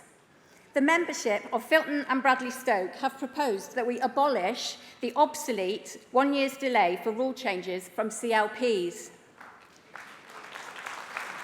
We make a straightforward point that conference must consider CLP proposals for rule changes equitably in the same time frame as we consider proposals from the NEC. We have been asked to remit our rule change as the points raised will now be covered as part of the comprehensive review of Labour Party democracy. Members of my CLP feel very strongly about this rule change, and I want to make conference aware of the important issues. Currently, CLP proposals for rule change must wait a year after submission, while NEC proposals can be agreed just days before conference and voted on straight away. Effectively, members are sent to the back of a year-long queue, and conference, a year is a very long time in politics. The NEC do need time to consider constitutional implications, and this they can do in the 3 months between June and September before presentation to annual conference for debate. I am really proud to be a member of a party that is for the many and not the few. But in order to do this, we have to listen to the many, to be rooted in the lived experiences and views of members. Because this live connection to the people keeps us relevant, up to date, and on track to serve our purpose. Through this connection to our roots, we grow strong and flourish.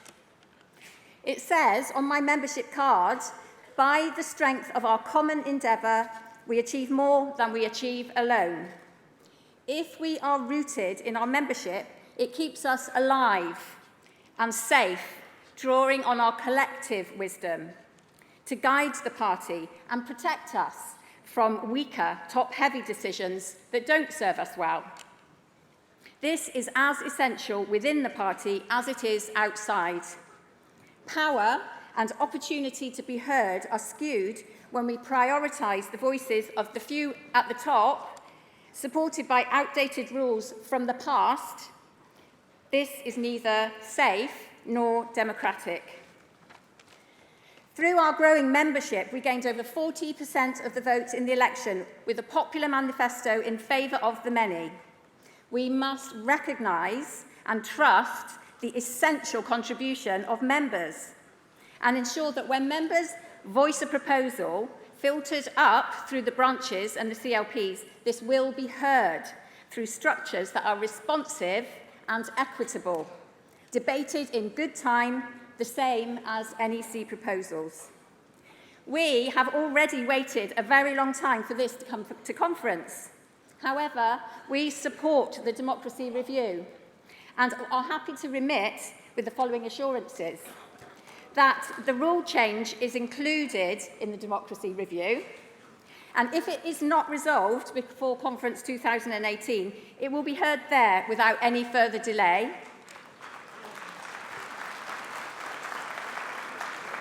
We ask that our CLP is consulted in the review and that the decision will come into effect immediately. We need to abolish the obsolete 1 year's delay for rule changes from CLPs, modelling equity and attentive democracy, a truly democratic socialist party.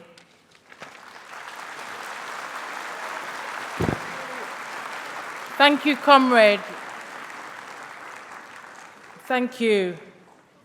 The next rule change is on nomination of leader and deputy leader and is to be moved by Crewe and Nantwich CLP.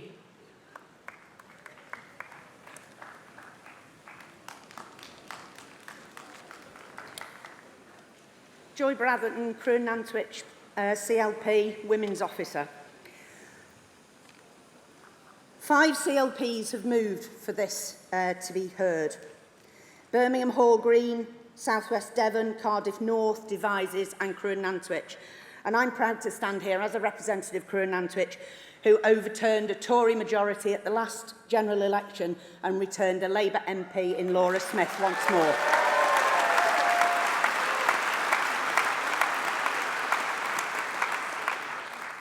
We will be remitting on this recommendation. However, we're doing it against our better judgment, I feel, but we are conscious of the ruling.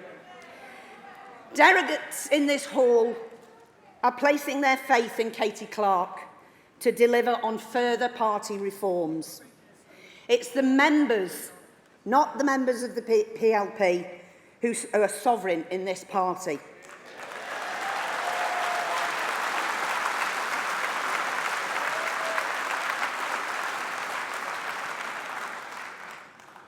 We're not happy to be remitting on the basis that we've been instructed. However,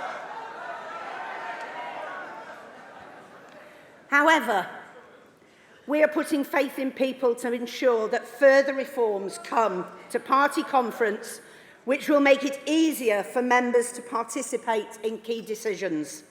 That's what Jeremy has fought for 40 years, and it's what we all want. Thank you, conference. Thank you. Thank you. The next rule change is on Young Labour and is to be moved by Blackpool North and Cleveland's CLP. Adam Martin Brooks, Blackpool North and Cleveland's CLP, and founding member of Lancashire Young Labour. This is my first conference, and this is the furthest south I've ever come.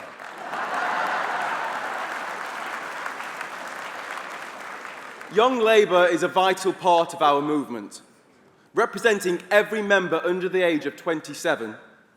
At the last general election, young people came out and voted in historic numbers. Some queuing for hours, and they came to vote for Jeremy Corbyn's Labour Party. However, without a constitution, Young Labour is robbed of its autonomy. Whatever that, yeah. For too long, the NEC has dictated terms to Young Labour without consultation or consideration. One recent example is the upcoming National Young Labour Policy Conference next month. The NEC has chosen to split the delegates, 1/3 for the trade unions, 1/3 for Labour students, and 1/3 for Young Labour itself. The Young Labour National Committee was not consulted or even informed that this was going to happen.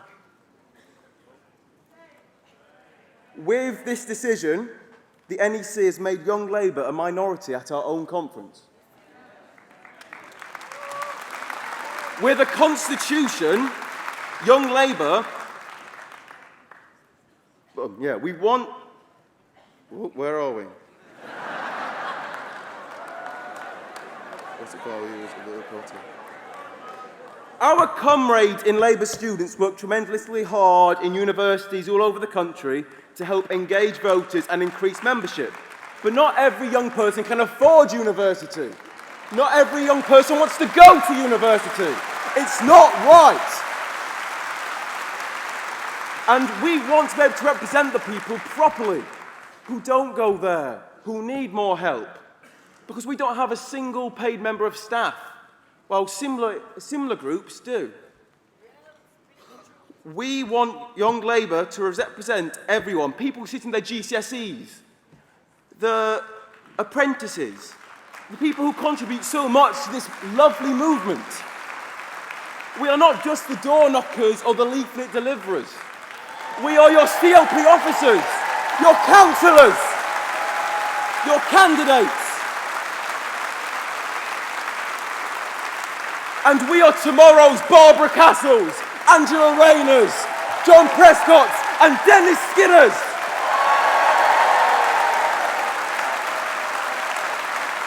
Conference, we seek the same support the NEC gives to Labour students and other organisations. We seek equality. We are not asking for special treatment. We are asking to have the same thing. We wanted a full-time officer. We want proper funding, because we do get funding from our trade unions, and I'd like to thank them now. That's magnificent. But we want to represent our members. Young people are the lifeblood of any organisation. And we want young Labour members to feel valued and recognised. So we want our consideration to fully go through to the NEC review. But if it doesn't go through, we're coming back, and we're coming back hard. We have 90,000 members. So if you ask me, not having a constitution, well, it's not very democratic. If you ask me, it's not very Labour Party. And if you ask me, it's not very Jeremy Corbyn.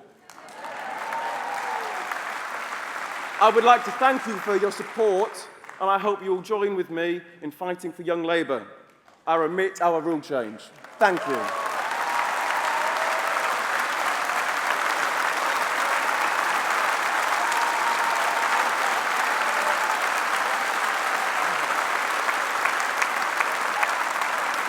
Thank you, comrade. Thank you, conference, and thank you. The next rule change is on local government committees and is to be moved by Leighton and Wanstead CLP. Chair, comrades, Richard Bryce, Leighton and Wanstead, majority 22,600, up from 14,900. My CLP proposed this rule change to address the democratic deficit we see in local government. 6 years ago, refounding Labour promised us a living, breathing party. I think we've now got one. But replacing local government committees with local campaign forums was a step backwards. Talking to comrades up and down the country, the picture that emerges of LCFs is one that they don't meet regularly, they don't campaign, and they don't act as forums. Certainly not forums for consultation and policy development. The last time members in my borough were consulted on local government policy, Gordon Brown was Prime Minister, my daughter was just starting secondary school, and she's now just starting her last year at university. We've got 5,000 members in our borough. Why don't we draw in and talk to our 200 teacher members, our 20 to 30 GPs, our many other NHS professionals, our housing experts?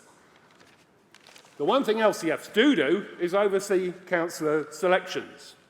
Locally, our party has grown by 300%, and yet we have the smallest panel of candidates anyone can remember, just 65 for 60 seats. By the imposition of a freeze date, which now means you have to be 16 months membership to take part, 50% of our members have been disenfranchised from taking part in selection meetings. And what message is that sending out to our members? It's saying this is for the few, not the many. Can we imagine in any of our sister parties in Europe that support for the leader of the party, elected twice overwhelmingly, would be grounds for barring members from running for elected office? Is this what a democratic socialist party does? And it gets worse. We have, in the course in my borough, received multiple contradictory procedural advice, some inventing new rules, some breaking existing ones. And comrades, talking to other comrades across London, this appears to be rife in various parts of London. Being a councillor is a privilege, not an entitlement, and it's not a job for life. Councillors are accountable not just to the wider electorate, but to the party they represent, to you and to me. We need to reinstate local government committees. We need structures that are inclusive and transparent, that encourage new members to become councillors, and not that resemble a private members' club with bouncers on the door.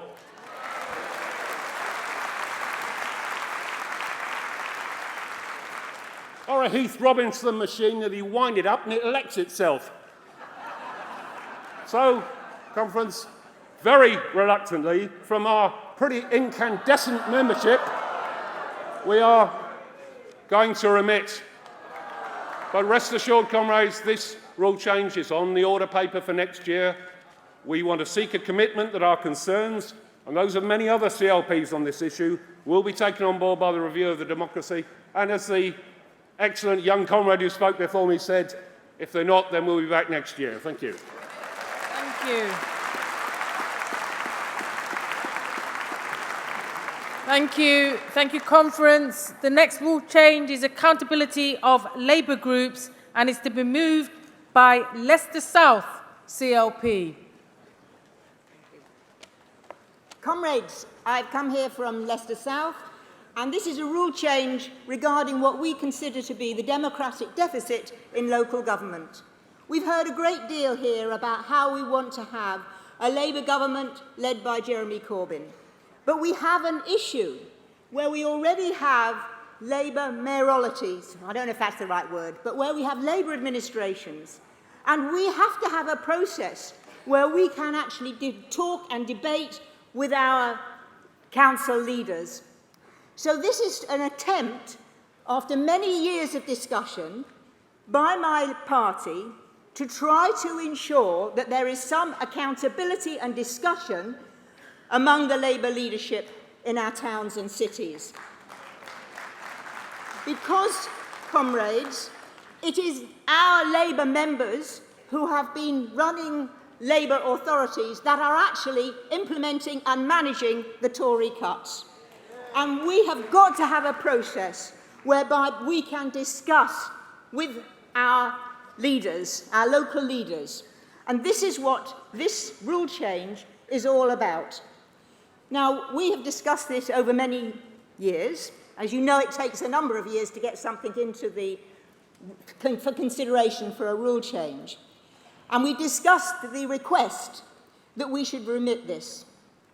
But I have been asked by my members that what we do is to seek assurance from the constitutional review, which is we believe to be a democratic process and be concerned with democratic issues, that this will be taken on board. Because if it's not, we don't want to carry on being the leafleteers and the blooming soldiers that are putting people in power who then don't do what we want, and we are trying to have to defend on the doorstep, which is extremely difficult. So we will remit this. Hang on. But we want the assurance that this is going to be taken on board.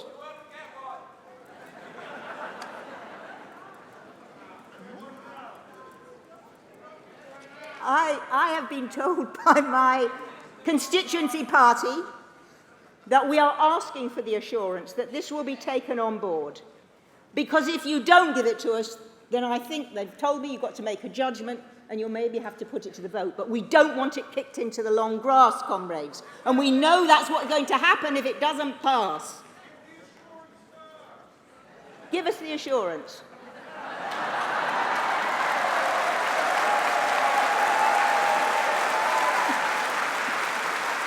We will, comrade, we will allow Jim Kennedy to respond, and we'll take that assurance at that point, comrade. Look, let me just say this: I will be sitting on the review with Katie Clark and others. And I can certainly give assurances to those that have remitted and asked for those assurances that we will take on board the issues that you're indicated. Those are important issues. I think we are reading the mood of conference. We thank you for the remittance. And I think it's right that we take on board those issues. Then I remit But I'm telling you that Leicester South will be back here next year if we don't get what we want.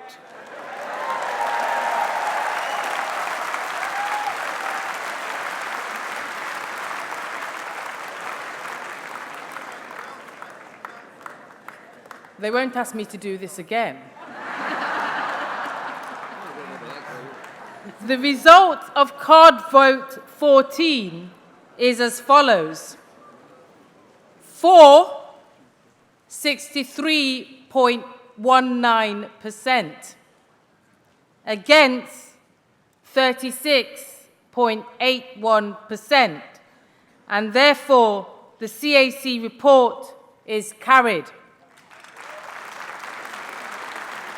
Full details of the result will be published later today and are available from the CAC office. Conference. We are a long way behind time. We want to try to start the education debate at 11:45 and to complete that before lunch. That will obviously mean that we can take very few speakers, for which I apologise. If speakers do not use their whole 3 minutes, that obviously means we can have time for more.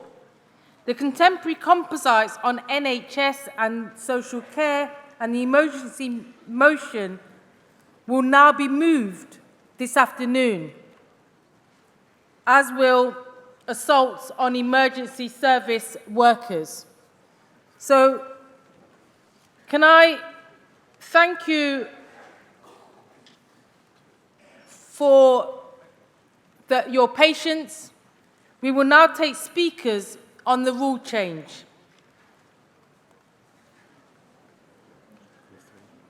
So I'm going to call, can I call the stick, the lady with the stick, comrade. She did speak yesterday. She spoke yesterday. Yeah.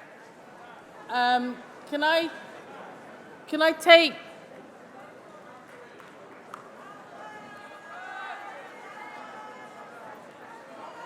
I take the horse? Can I take the horse, the red horse? It's a dragon. Dragon, I'm told. It's a dragon.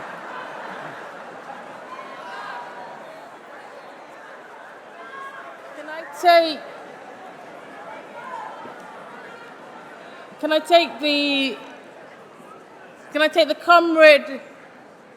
take comrade in the Scottish seats, I believe.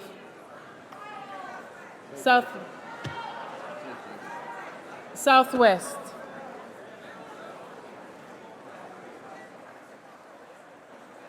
And can I take the gentleman here in the front?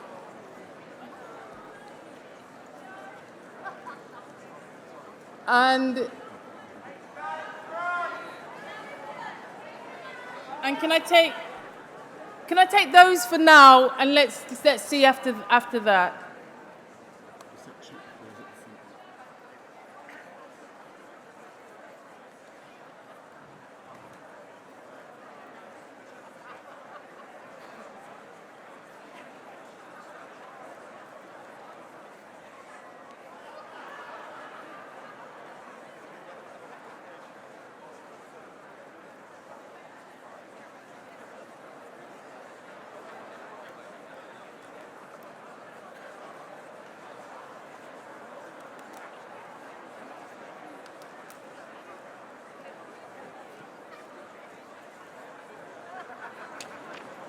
Conference, I'm Councillor Phil Cohen, Finchley and Golders Green, CLP.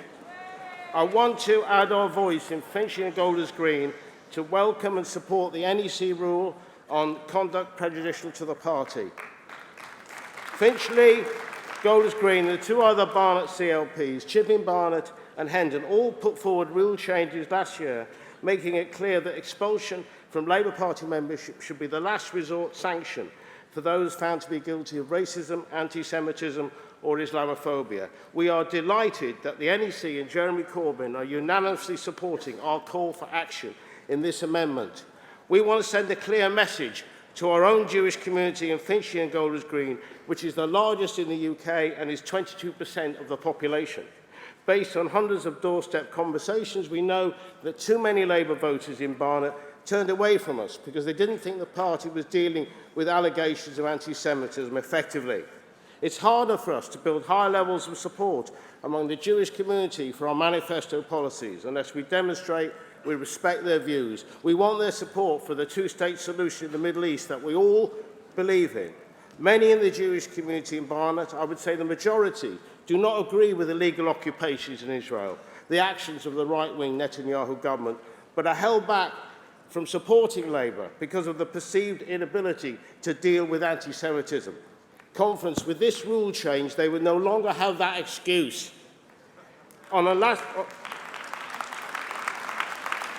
a personal note, we want to honour the memory of people like my Jewish grandparents who came to Britain from Poland at the turn of the century to escape persecution. Their descendants have been at the forefront of condemning this Tory government's disgraceful refusal to accept many child refugees via the Dubs Amendment. We must be able to show them, the Jewish community and others, clearly and explicitly, that the British Labour Party is the most open, the most equal and the most diverse political party in the world. We say to the Jewish community and everyone, come to Barnard, help us campaign to kick the right-wing Tories out of Barnard Council next May. We only need 2 seats to do it. Kick the Tories out of the 3 parliamentary seats in Finchley and Golders Green, Hendon and Barnard. And lastly, kick the Tories out of government in Britain. Thank you. Support the NEC.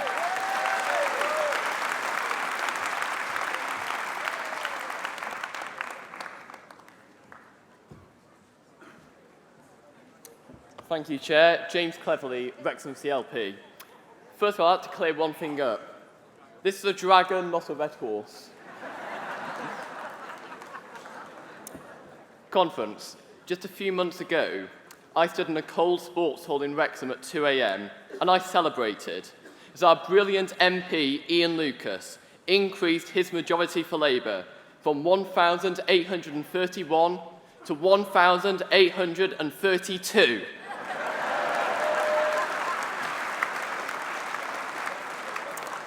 It was a seat the Tories were dead certain about winning. But we put forward an agenda of hope, locally and nationally, and for a better future, and the people of Wrexham put their faith in us once again. And not only did we win in Wrexham, we increased our majority in seats across North Wales. And in the Vale of Clwyd, we turned a Conservative majority of 237 into a Labour majority of over 2,000 votes. Far from being wiped out in North Wales, as the Conservatives so arrogantly predicted, Welsh Labour is now even stronger.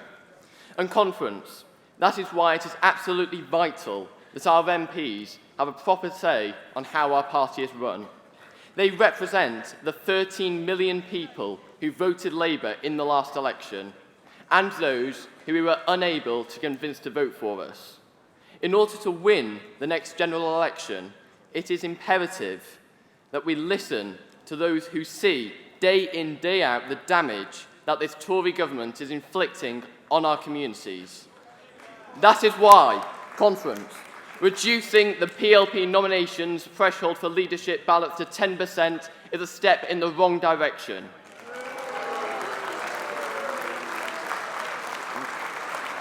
Already this threshold is incredibly low compared to other parties. It gives the opportunity for the widest, broadest debate possible in leadership contests. Very rarely does it ever prevent anyone from getting on the leadership ballot. If you cannot... Diane Abbott in 2010, Jeremy Corbyn in 2015, they got the nominations, they were on the ballot, members were able to vote for them. Instead of focusing on these rule changes, let's work together across our great party and create a united front to win the country over. The PLP, trade unions and the membership need to cooperate to ensure we properly represent the people who need a Labour government. Let's defend Clause 1 of our party's constitution and reject this rule change in card vote 2 today. Thank you.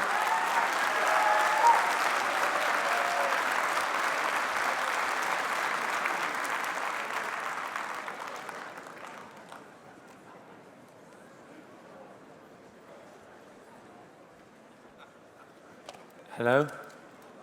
Hi there, it's Zach from Bristol Northwest CLP. Those who say that anti-Semitism isn't a significant issue in the Labour Party are wrong. Support for Palestinians does not mean dismissing the concerns of Jewish members who've seen Labour Party members share anti-Semitic cartoons or Labour Party members talk about an all-powerful Jewish lobby. We have to stand up to bigotry in all forms, including anti-Semitism, when we hear it. Those who say they have been silenced for their criticism simply of the Israeli government or of Netanyahu are simply wrong. We can and should have free speech on Israel, but we must confront anti-Semitism in our party. A problem with this debate here is with a perception that the only anti-Semitism that exists is the outright, explicit anti-Semitism that you find on the far right. That is, racist hostility to all Jews as Jews. But it's much more complex than that.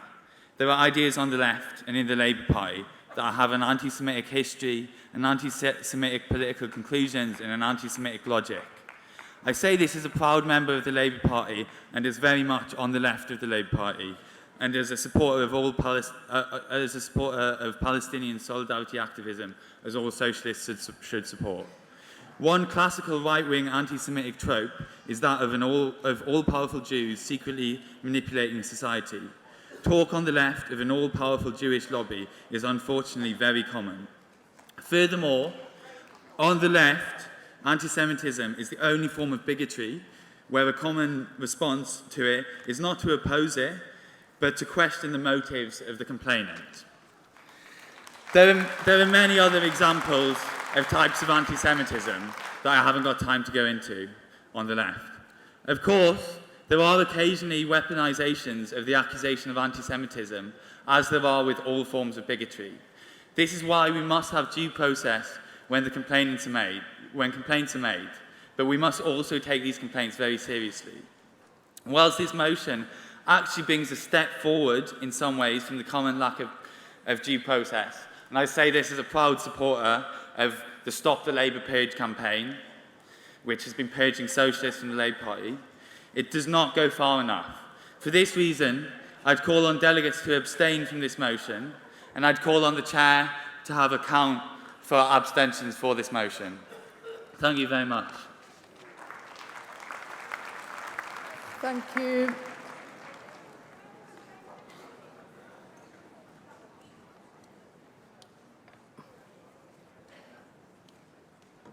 Thank you, Chair. I am Jake Lewis, Forest of Dean constituency Labour Party, and I am 18 and this is my first time at conference.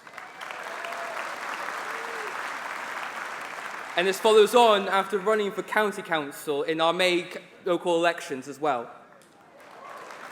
Now I must say that considering the NEC writes the Young Labour rules currently and its constitution, it is a very bad look that the NEC has just put down an attempt by young members to democratise itself and run its own movement just like any other socialist society or affiliate.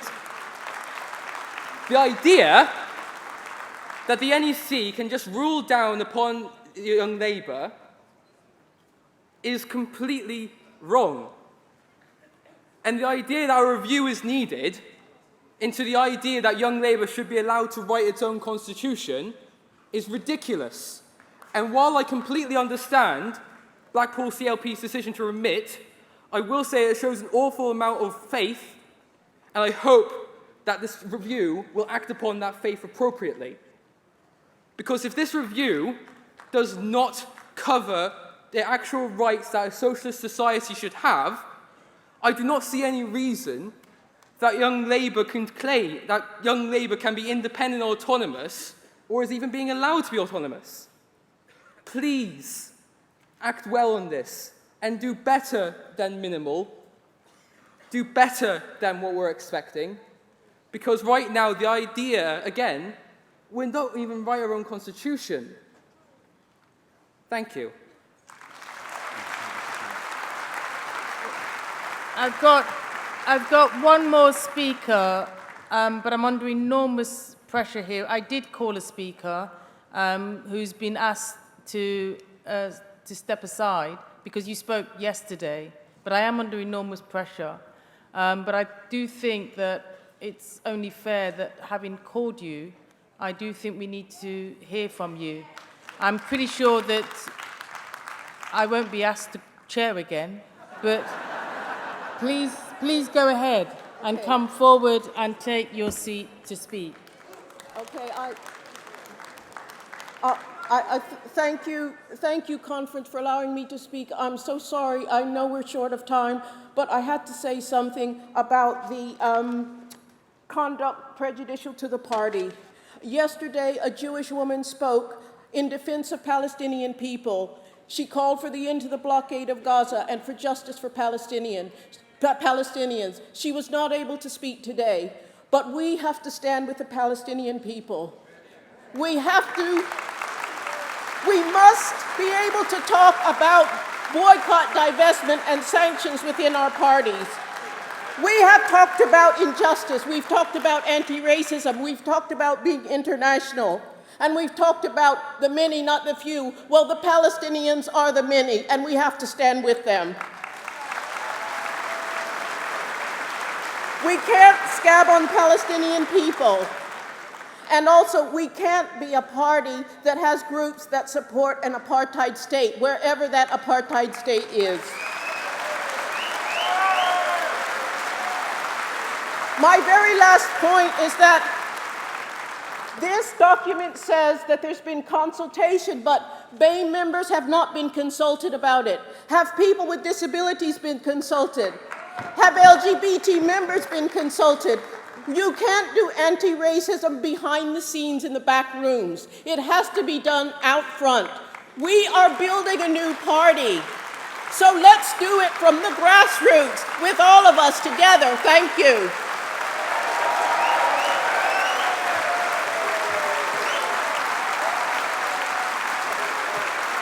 And this is our final speaker on this debate. Ching for the Wood for Greed again. Hi, Naomi Wimborne-Idrisi. I'm very grateful for being given the second bite of the cherry. I think this debate is so important, and we all know that it does revolve around whether we regard our party as being a hotbed of anti-Semitism or not.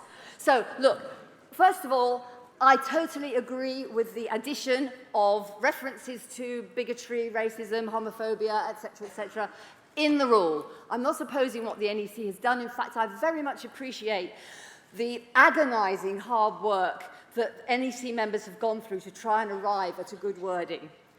But I must say, the person who moved it from the Jewish labour movement would have a bit more credibility if his organisation did not spend so much of its time running to the Daily Mail and the Daily Telegraph with stories.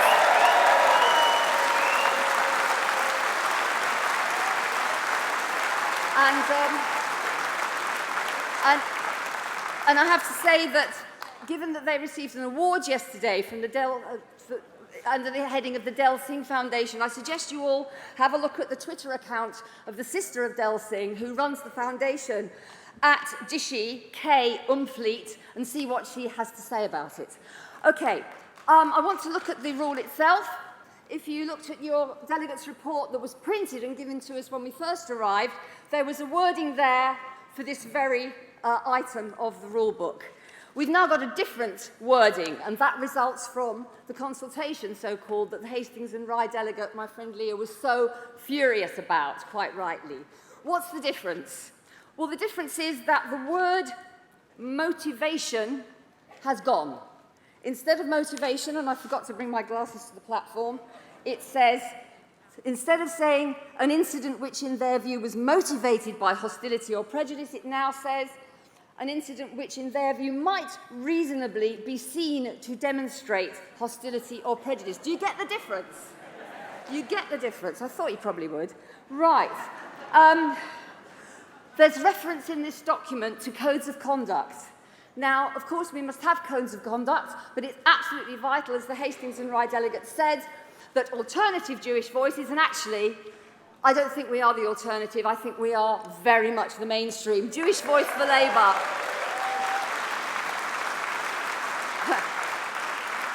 We launched last night with a massive meeting, and we are many, and I think maybe they're fewer than they say they are. Okay. And the other thing, the other addition, the other change in the wording which is major is the addition at the end about this bit on the holding or expression of beliefs and opinions. Okay?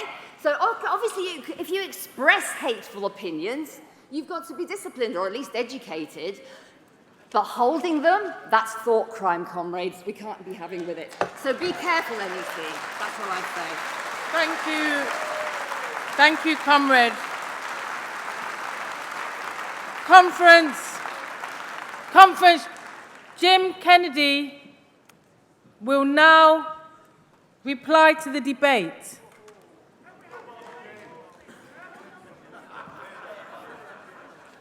A point. Okay, this is an easy one, isn't it? Right,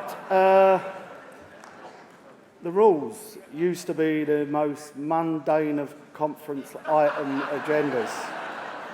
But today, I think, is indicative of the new democratic vibrancy that we have in a Jeremy Corbyn-led Labour Party. So if I go through the rules one by one, in terms of Hastings and Rye, you wanted an assurance, you have a categoric assurance that your issues will be considered as part of the review. And Katie, Andy and Claudia, the members of the Democracy Review Group, will consult direct with you. So I hope that assurance is strong enough for you. Jewish Labour Movement, thank you for remitting. York Outer, thank you for remitting. Cheltenham, the NEC already has this power. And as many delegates know, the NEC voted to allow 65 delegates to conference this year after the deadline.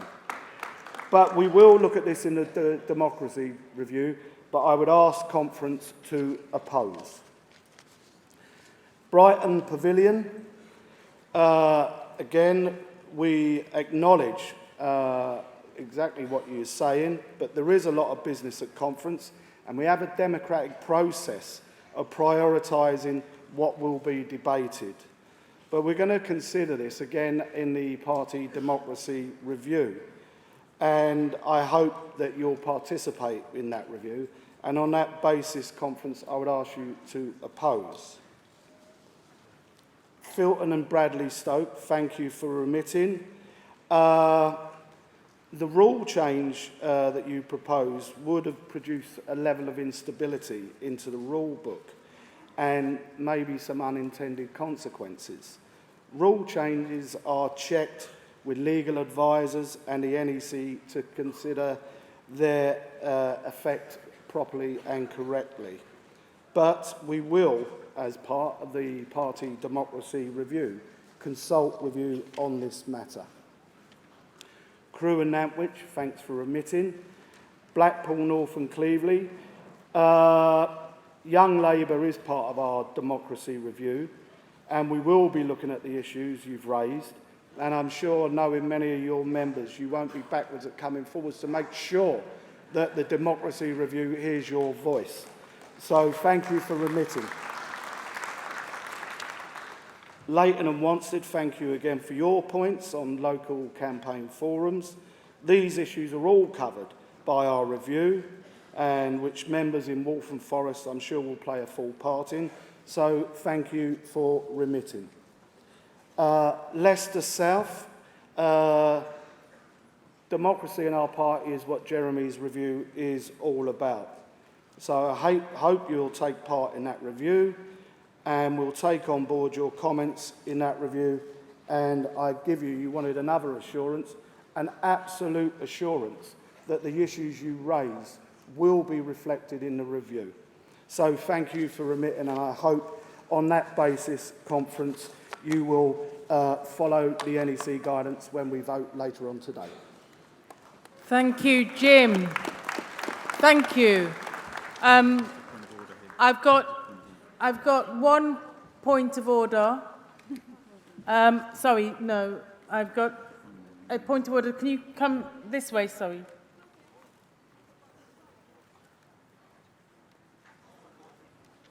I'm just taking the point of orders. Hi. We are behind time, and we just need to get through this as quickly as possible. So go ahead. Okay, I'll keep it brief. Jessica Barnard, I am the Young Labour delegate this year and County Councillor this year. I just wanted to say that I am... Thank you. I'm one of the only young women to step foot on this stage this entire conference. So I'll keep this brief. I would just like assurances that every effort from now on will be made to make sure that we are represented and we are selected to speak on these matters, because so far we are not being represented. Thank you. Thank you. Could you keep your point of orders brief?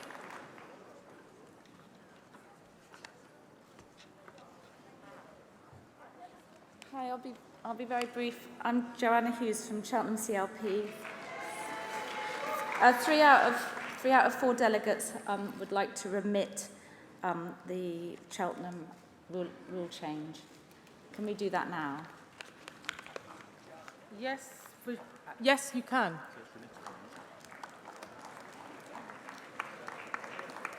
Is that there's not a right of reply because we've had the debate.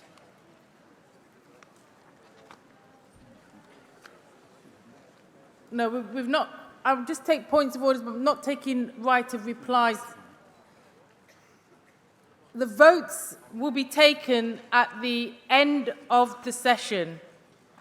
Conference, thank you for that debate. We will now start the debate on investing in our future.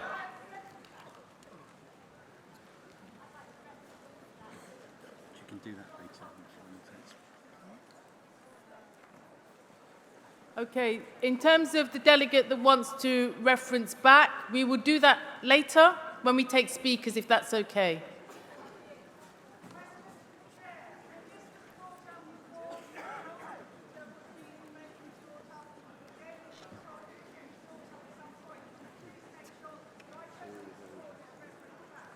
Okay, I hear the point about reference back, and we'll take that in the debate when we call speakers later.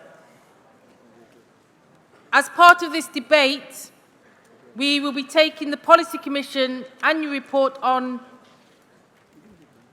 early years, education and skills on pages 7 to 13 of the National Policy Forum report.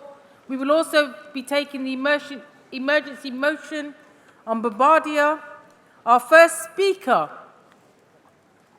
is Rebecca Long-Bailey, Shadow Secretary of State for Business, Energy and Industrial Strategy.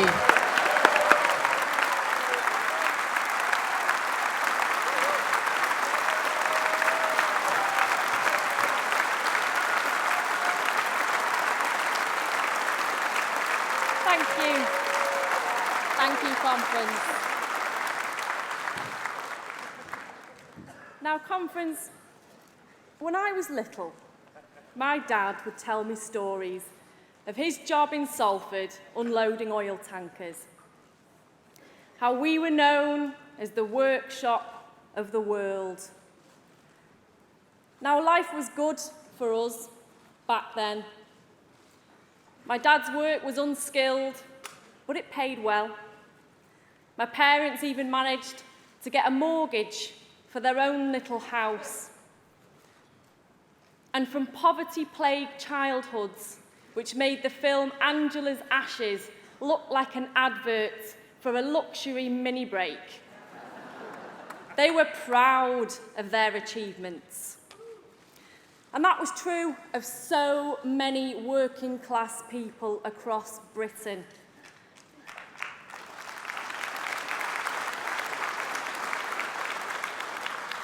For the first time in history, we were truly being offered the chance to aspire.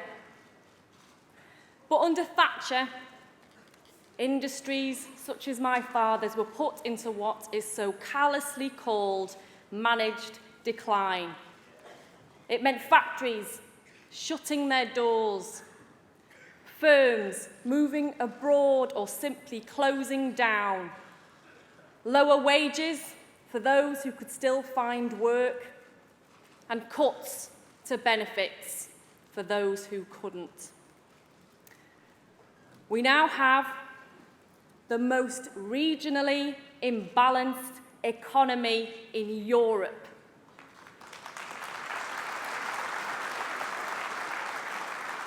%40 of our economic output comes from London and the South East alone. And despite the pretence that we have full employment, we know the figures hide a worrying truth. An insecure, low-paid and casualised workforce. Now, when the Prime Minister called the general election in spring, we were 20 points behind in the polls. Now, the 7 weeks that followed saw the biggest narrowing of the polls in British electoral history.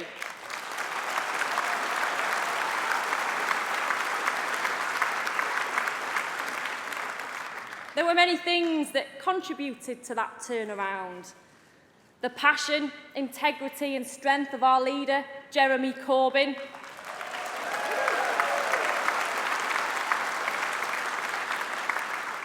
The hard work of the shadow cabinet, not least my brilliant team who sat at the front here, Chion Wura, Alan Whitehead, Barry Gardner, Bill Esterson, Jack Dromey, Jill Furness and Dan Carden.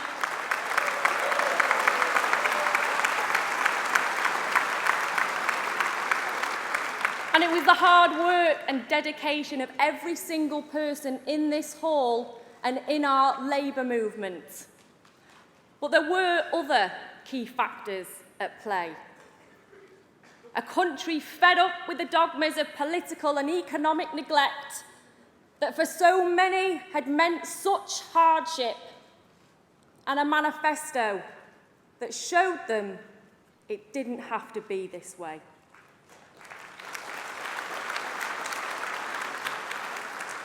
When we promised an industrial strategy to end the economy's reliance on the City of London, to properly fund our public services by making the top 5% pay their fair share, and to invest in our energy, transport and digital infrastructure to make it fit for the 21st century, when we promised to take the radical action needed to tackle climate change and ensure that 60% of our energy comes from low carbon or renewable sources by 2030, to support projects like Swansea Tidal Lagoon and Moorside nuclear plants.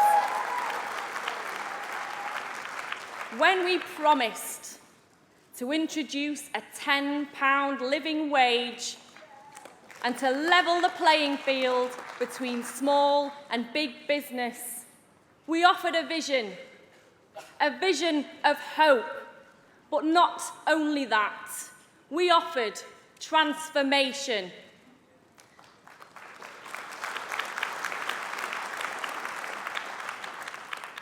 Because we know what lies ahead. Conference. We are standing on the precipice of the fourth industrial revolution. A pace of technological and digital change so immense it will leave you feeling dizzy. It will transform industry, it will transform our economy, and it has the potential to transform the quality of life of every single person in Britain. But it will only do this if a Labour government is holding the reins.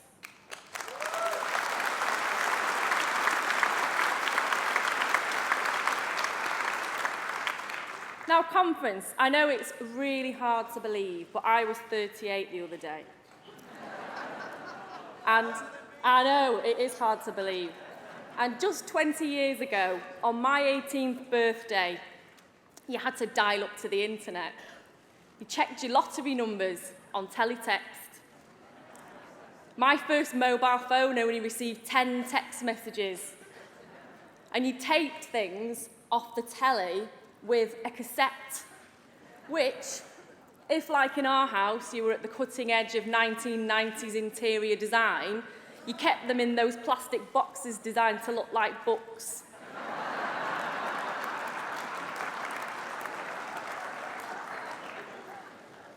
But people in their teens today have no idea what any of those things are. And the pace of change we've seen in the last 20 years will pale into comparison to the next 20. Over the last few centuries, we've gradually learnt how to transfer more and more human skills to machines. With current technological breakthroughs, we're for the first time developing machines that do cognitive and non-routine work, machines that think. But with some estimates suggesting that half of all our jobs could be lost to automation, and that few businesses are ready to harness that change. It also brings the threat of rising poverty and inequality. There is no doubt about what the digital age will look like under the Tories. Monopoly profits for the few and increased exploitation for the many.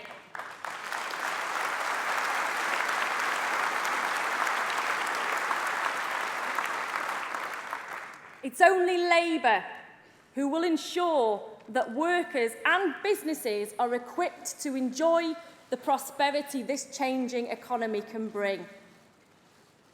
We'll restore the rights to workers, rolling out sectoral, collective bargaining and guaranteeing unions access to the workplace.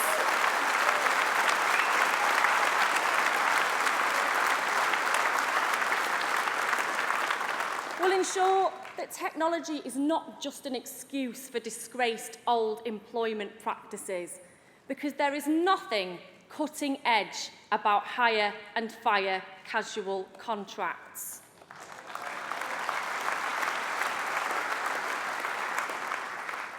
We'll create the conditions for business to really make those transformative discoveries which can change all of our lives for the better, with an industrial agenda that is so transformational it will eclipse the New Deal set out by Franklin D. Roosevelt in the history books.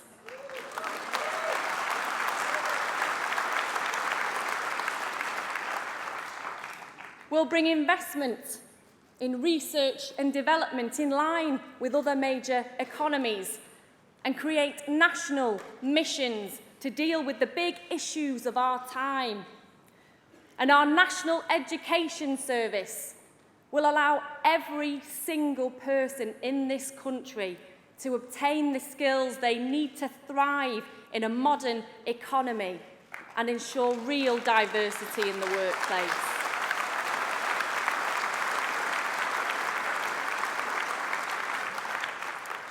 But it's not enough for Britain to simply innovate.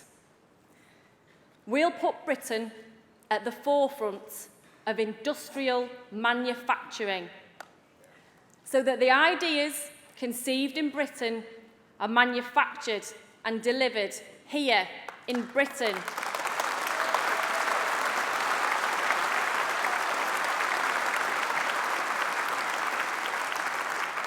Because made in Britain will not just be an idealistic vision of times gone by, it will be a source of pride for future generations.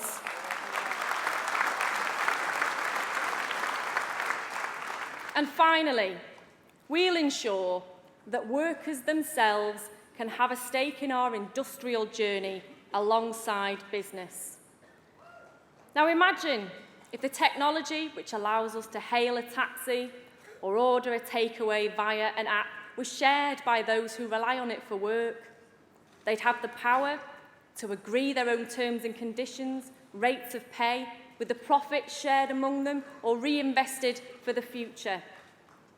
That's why we are today launching a report on alternative models of ownership.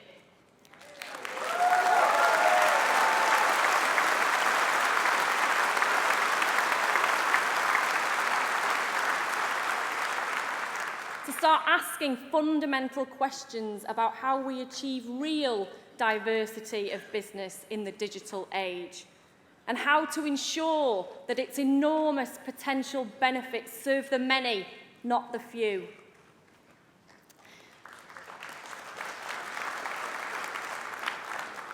Now, Conference, the fourth industrial revolution is here. A time of profound economic and technological change. The Tories have had their chance. We've seen how they deal with industrial and technological change, and they have failed.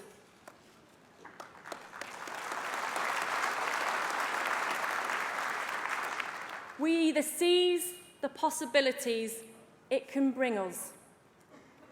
Technological advancement, living standards and leisure time that Harold Wilson in the white heat of technology could have only dreamed of.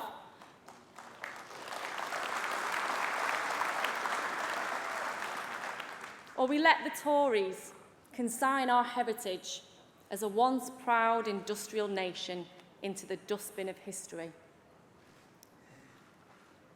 As Klaus Schwab, the founder and executive chairman of the World Economic Forum, once said, "There has never been a time of greater promise or greater peril." But we're ready.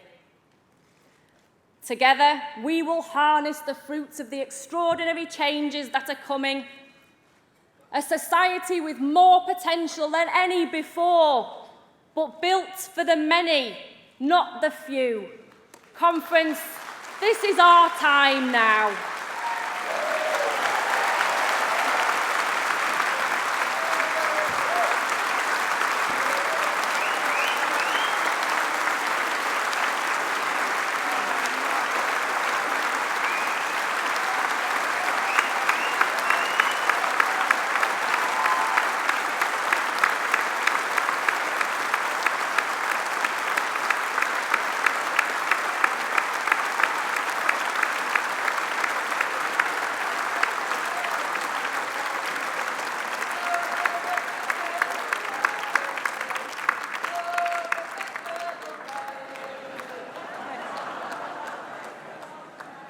Thank you, Rebecca. Conference, we will now take the emergency motion on Bombardier to be moved by Unite.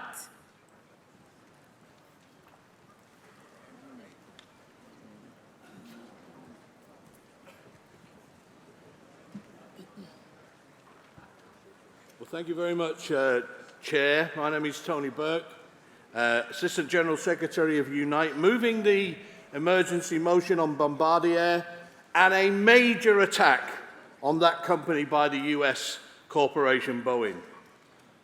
Conference on the 18th of September, the Prime Minister met the Canadian Prime Minister Justin Trudeau to discuss a complaint made by the US aerospace company Boeing to the US Commerce Department regarding Bombardier, based in Canada and in Belfast. Now, in Belfast, our members make the wings for the successful C-Series single-aisle plane, with final assembly being done in Canada. But Conference, if this complaint is successful, being brought by Boeing to the US Commerce Department of unfair competition by Bombardier, this could result in punitive fines on that company, threatening the very, very future of the sites in Belfast and in Canada. At present, 25% of the workforce in Belfast are employed on the C-Series, and in 4 years' time that number is going to rise to 60%. Bombardier is the biggest private sector employer in Northern Ireland. These jobs are vital for manufacturing and aerospace and sustain many, many more jobs in the supply chain in the UK and in Ireland. Now, we've been briefed by the company on the threat by Boeing, and we're working very closely with our friends and comrades in the American and Canadian trade unions to put pressure on the American government and the Commerce Department to stop Boeing taking this action. Bombardier is a successful company. They have orders for 360 single-aisle jets, with 14 already delivered. And the company did benefit from state investment from Canada and Invest Northern Ireland. It was entirely lawful and legitimate, a fact that the UK government must now clarify. Boeing's attempt to link this investment to allegations of unfair competition are unsustainable. Indeed, in the case of the sale of planes to Delta Airlines, which has been raised by Boeing, Boeing never even made a bid for the contract. So, we're told Theresa May has phoned Donald Trump to raise the matter with him. But let's be clear, it's Trump's America First policies that have allowed Boeing to take this type of action, threatening thousands of skilled jobs in Belfast and in Canada. This is corporate bullying on a scale we've never seen. And we've got to say to the UK government, remember this, our government is the second largest purchaser of off-the-shelf Boeing products, including the P-8 Marine surveillance aircraft, Apache helicopters, estimated to be £4 billion worth of work. So we're calling on the British and Canadian governments to get pressure on Boeing to resolve this crisis. Now, conference, the US Commerce Department have made their decision, and they will announce it, we understand, at around 5 p.m. this afternoon. So our members in Belfast are holding their breath. And we ask the government and the Prime Minister to make it clear to Donald Trump, we will not stand back and watch our members' jobs and communities threatened like this. Mrs May needs to stand up for our members in the aerospace industry, for decent jobs and for manufacturing. Mrs May, have some creative thinking.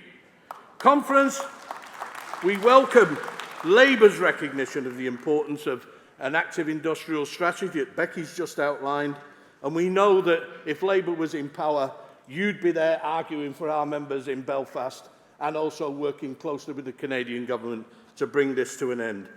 We want this Tory government to understand that if they stand back and watch these jobs go into the distance in Belfast and in Canada, they will never, ever have an industrial strategy. Please support our members in Belfast and support the motion. Thank you very much.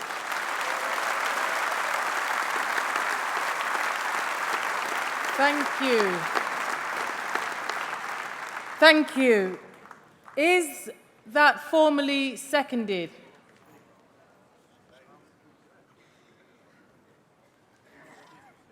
Great, thank you.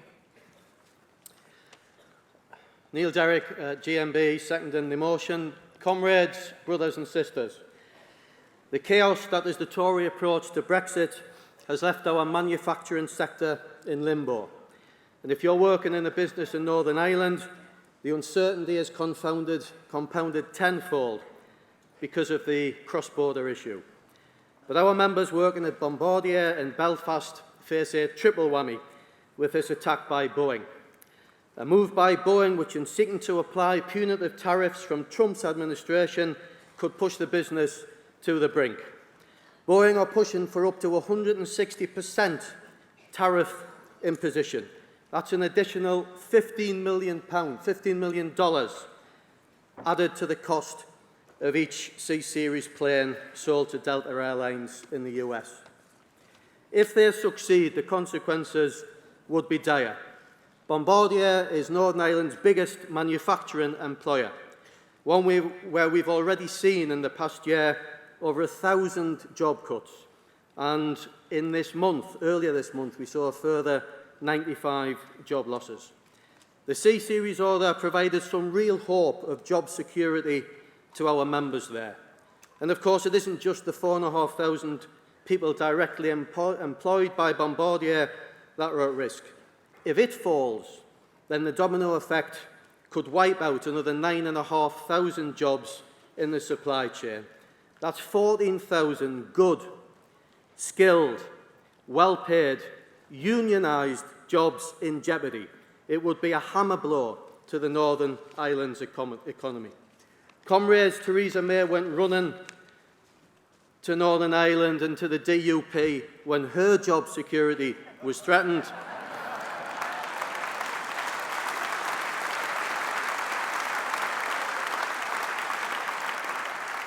Well, workers in Northern Ireland are now looking to the Prime Minister to protect their job security. And the government can sort this. It has influence. It is the second biggest buyer of Boeing products. It must do everything it can to support those working on the C-Series planes. Never mind Florence, Theresa May needs to get herself to Belfast to talk to the workers there, talk to Andy McGibbon, GMB branch secretary, who knows that we'll get up on this debate, to listen, but above all, to act. She must fight to ensure that these punitive financial penalties on Bombardier are ruled out, and that the jobs that Northern Ireland's economy needs and the jobs that our people so desperately depend on are safeguarded now and for the future. Please to support this motion. Please carry it. Thank you. Thank you. Conference, just want to say we will have to run over this morning until 1 p.m. to complete the education debate. As some people will have to leave the hall earlier than that, we will therefore defer all the votes, including the card votes, on the rule changes until the start of this afternoon session. We will set out this afternoon's timetable at the start of that session. Can I now take speakers from the floor on that motion? But before I do, I did promise the refer back for you to speak now.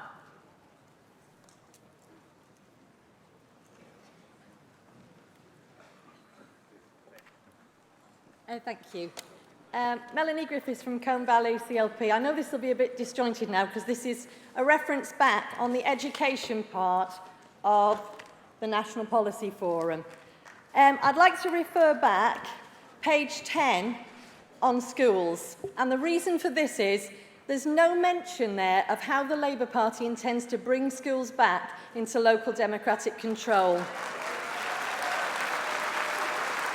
Now, I know they've been busy because, you know, we're going to take back our PFI contracts and we're going to abolish tuition fees and we're going to nationalise our services, and that's great. I just don't want schools to be left out of this radical programme of reform. In 2016, my constituency passed a motion, and I personally uploaded it to the National Policy Forum for consideration. And that seems to have disappeared now. I don't know why. It's probably just a glitch in the system. It had been explained to me that that was the way you did it. That was the democracy of the Labour Party. Anyway, I've got the wording if the National Policy Forum want to have it. I'd just like to tell you some of the things it did say. It said this: successive governments have been gradually taking schools out of local democratic control and giving funding directly to head teachers. This has led to the gradual undermining of the ability of local authorities to plan and provide central services to schools. Schools now mainly buy in services from private consultants. It went on to say, if all schools are to be democratically accountable and are to be provided with well-planned and funded central services locally, and if local areas are to plan for education places, all schools, whether academies, trusts or free schools, must be brought back into proper local democratic control. And funding for schools and central services must be reinstated. Heads shouldn't be free to undermine nationally agreed conditions of service for staff as they please.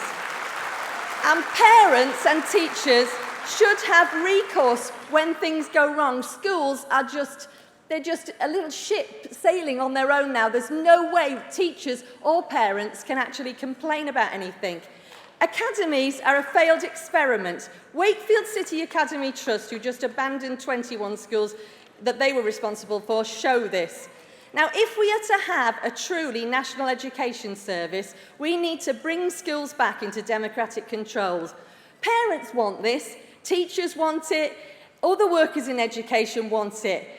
We need to be clear and we need to say this in that document. If Labour is for a properly resourced, democratically accountable education system, or it should be. So please vote for this reference back and let's get that in the document. Thank you, Delegate. Could you hold on? You indicated that you wish to refer back part of the early years education and skills policy. Can you just confirm the precise clause that you wish to refer back? Page 10, schools. Paragraph on schools. Page 10, schools, and the paragraph below that. Thank you.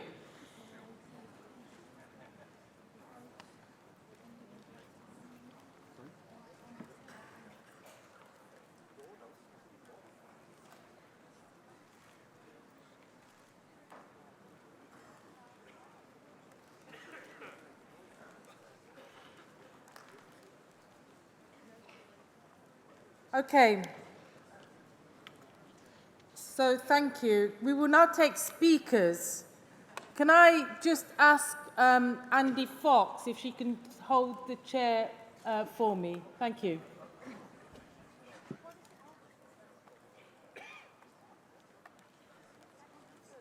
Where are we up to? I'm just going to take 3 people. The delegate here waving yes, you. And the delegate there with the pink skirt. And the delegate with the blue, yes, yep. If you want to come down.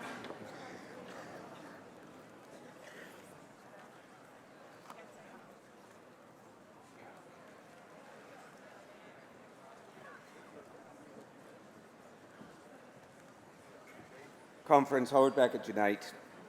Conference, it is for all of us to now talk as one that we are a party against austerity.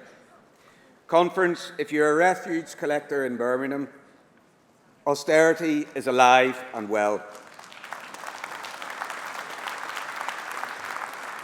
It is difficult, Conference, in the time allocated for me to describe what is happening to the plight of 113 Unite members who have for 7 years suffered the public pay cap, now to be told by a Labour council that they are to lose up to £5,000 from their wages. Unite members who are on £19,000 a year being told that they must go down to £15,000 or face redundancy. Conference, this austerity is the thin end of the wedge for Birmingham. It is planned to bring austerity across all council workers. It is driven by one individual, Stella Manzi, a chief executive forced on Birmingham by Javid, a chief executive who earns £180,000 a year, a chief executive in 1 year who took home £160,000 on top of her earnings, and a chief executive who tells those on £19,000 that they should pay for the mismanagement of Birmingham City Council.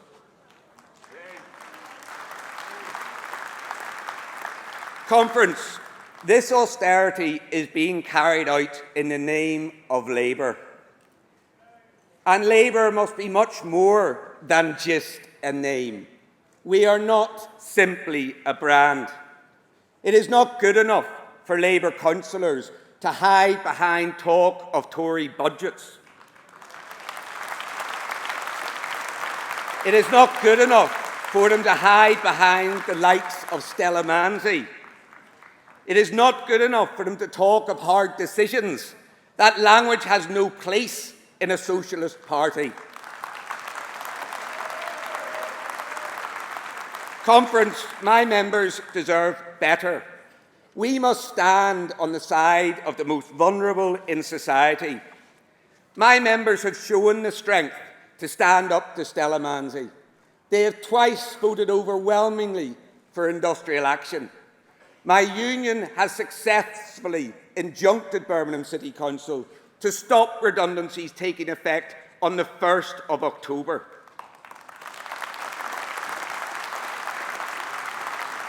Conference, we reached a settlement with the Council on the 15th of August. John Clancy did an honourable deal. We kept our wages in exchange for changes to the waste services. But on the 31st of August, the Council reneged on that deal and issued redundancy notices for the 1st of October. The Council must act like a collective. They must stand on the side of our workers. Each councillor and each MP must now say, not in my name, not in our name, not in the name of Labour. Conference, uphold the ACAS deal.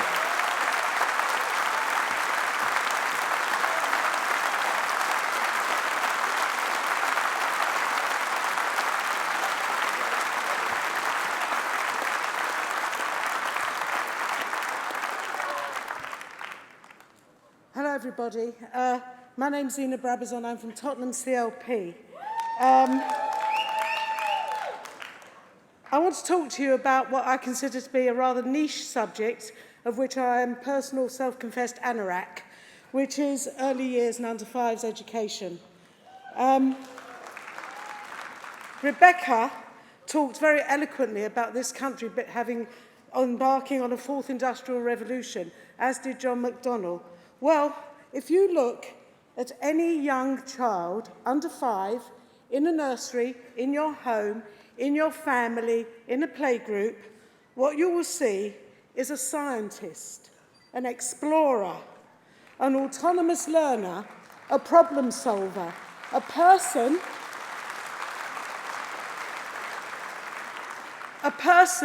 with a disposition to learn, which is a quote from a great American early years educator, Lillian Katz. And these children are our scientists and explorers of the future. And unless we nurture that inquisitive, exploring, questioning mind, which at 2 and 3 years old and 4 years old is absolutely fantastic, we will not have the scientists that we need to lead our fourth industrial revolution. This report, page 11 of the report, talks about early years and childcare. It doesn't mention the word early education. And the fact is, education for under 5s is an amalgam of early years and childcare. And what we've seen over the last several years since 2010 is a dismantling and destruction of our early years system, with schools, playgroups, private providers holding on by their fingertips to sustain the wonderful things that we can criticise the last Labour government for many things, but actually our early years provision was one of the great and unheralded successes.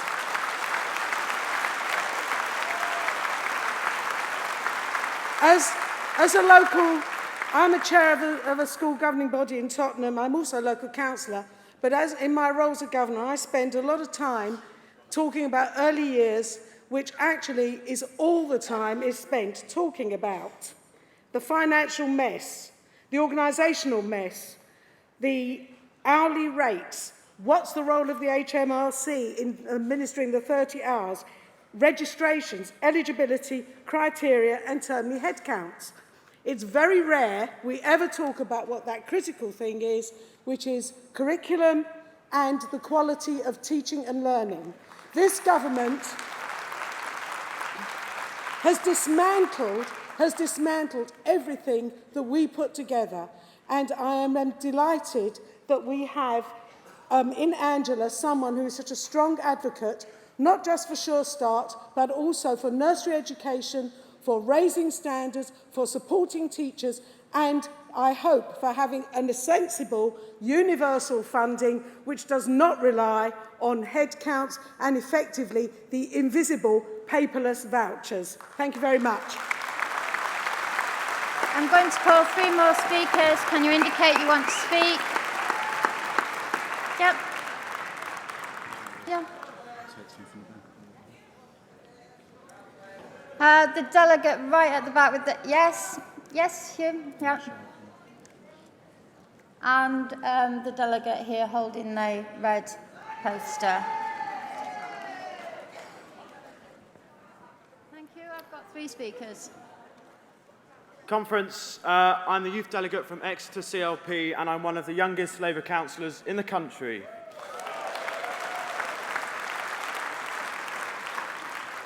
However, I'm also a student that is riddled with over £50,000 of debt, thanks to the Conservatives. The Tories are pricing out the poorest people in our country from accessing higher education.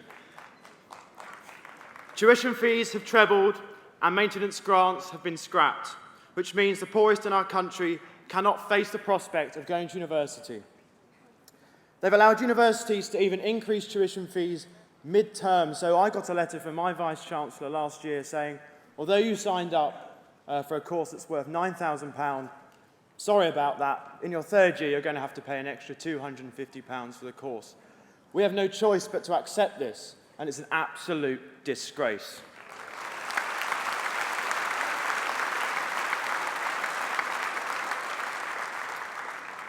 So, Conference, I think we all welcomed Labour's manifesto pledge to scrap tuition fees.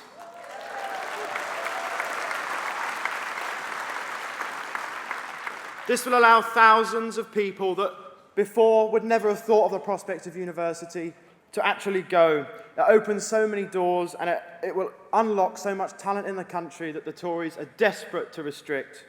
And I also think it might just get us into government as well. Look at all the young people that have been engaged in the Labour campaign, people like me and many people behind us that are just so excited to get behind Labour because we're offering a message of hope and optimism. And I think we're the only party in the country that are holding our hands out to the future and saying, come with us and we'll just make a better country. So I'd like to thank the Labour Party for everything it's given me as a young person. Being a young councillor is incredible. Exeter is an incredible CLP, and we'll continue keeping up the good fight, and we'll get into government very soon. Thank you.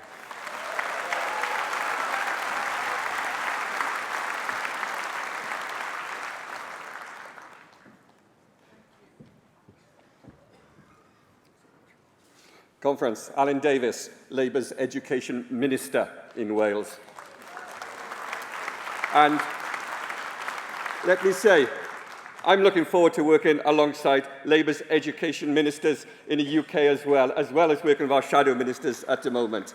And you know, in government, we're delivering a Labour programme based on a Labour vision, rooted in Labour values, rooted in social justice, and driven by our determination that our conference slogan, for the many and not the few, is turned into reality.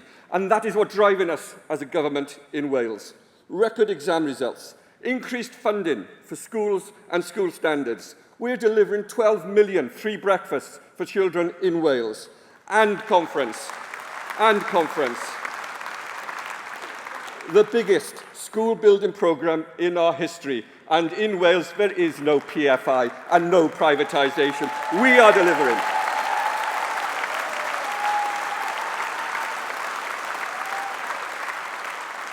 And hardwiring fairness into all of our priorities. Conference, it simply isn't good enough if the best results and the best qualities and the best standards are reserved for the privileged and the rich. For us, everybody, every single one of our children must be able to fulfil their full potential. And when we finish here, Conference, and when I return to Cardiff, I'm going to be legislating for additional learning needs to provide a new system for our most vulnerable learners throughout our education system. We are delivering.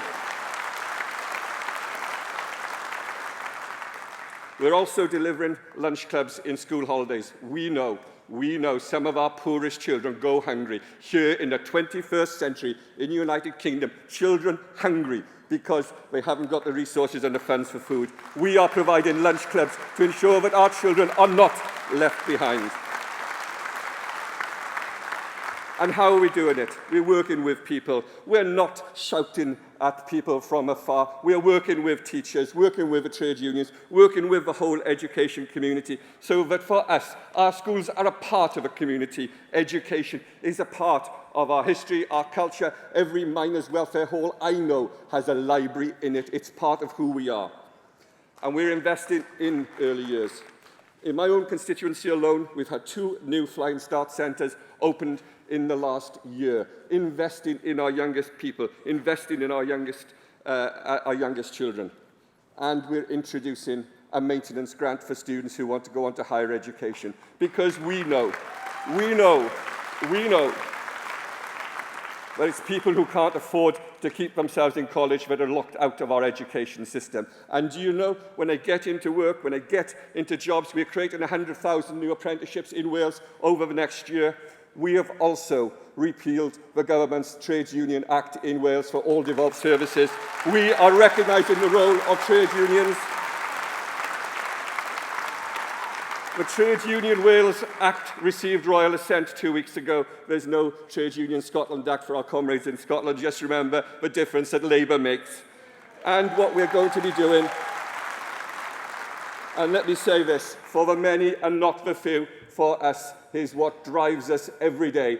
And what we are going to do is to continue to deliver in government, working with our friends, colleagues and comrades from across the United Kingdom to deliver the Labour vision, the Labour values. And do you know what, conference? It's called socialism. Thank you very much. Thank you.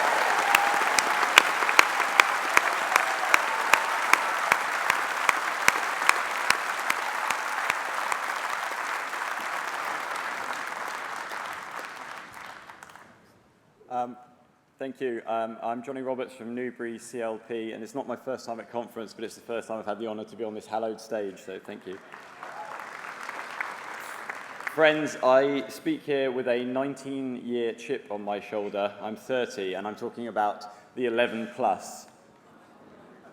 I still know the pain. I can still vividly remember the day walking out with a small envelope back onto the playground where our parents were waiting for us, knowing that inside that envelope was a letter that said that I was a failure.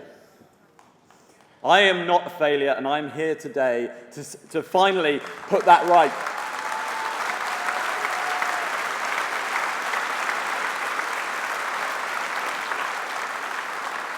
One of the great things about our fantastic election result was the fact that we managed to stop the tyranny of new grammar schools opening up all over our country.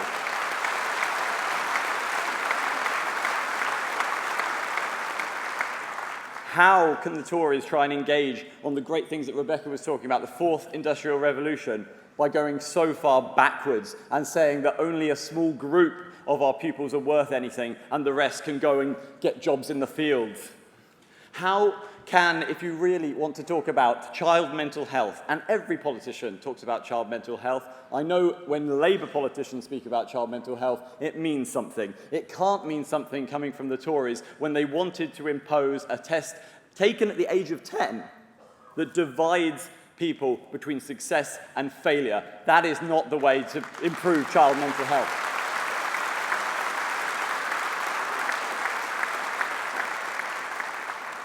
And some of you might be thinking, well, we kind of won that battle on grammar schools. They're not going to try and open more. So why is he banging on about it? The reason is because, and some of you might not know, but where I grew up in Buckinghamshire and in Kent and in Lincolnshire, those counties still essentially force every child to take that damn test.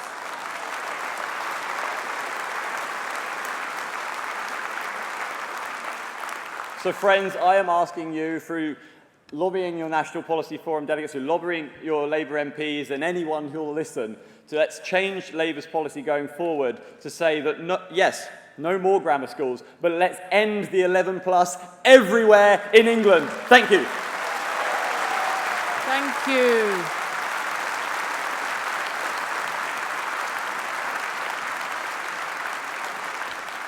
Conference, Joe Smith, Maidenhead CLP. Very disappointed to be here, not being able to tell you that we returned a Labour MP this time, but we'll keep trying. Like the colleague who just spoke, we've been fighting against a new grammar school coming to Maidenhead for some years, and due to some fantastic local and national campaigning and our own MP's incompetence during her vanity project of a general election, we've pushed this threat back for now.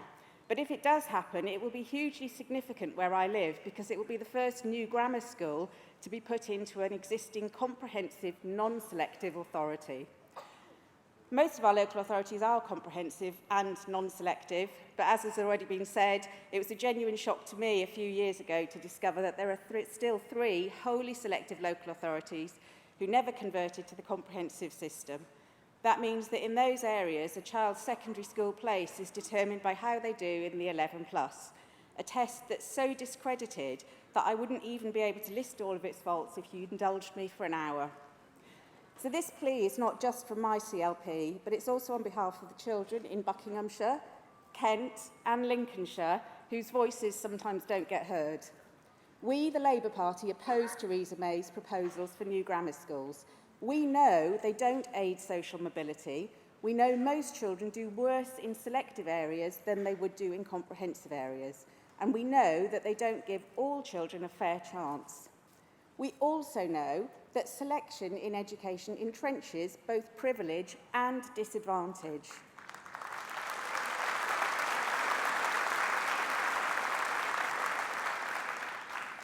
We are not here today, though, asking for grammar schools to be closed. In fact, we want the opposite. We want all grammar schools to be open to all, with fair and transparent admissions criteria.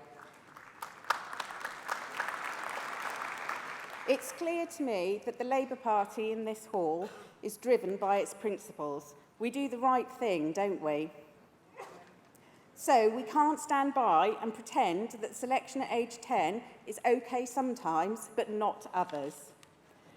The 80% of children who are disadvantaged when they don't pass the 11+, the thousands of 10-year-olds who are waiting right now for those 11+ results to see how their life choices will pan out, and the many parents in Buckinghamshire, Kent and Lincolnshire who simply don't know any other system. These are all the people who are crying out for our support to achieve the equality and fairness that Labour stands for. So please don't ignore the problem of existing grammar schools.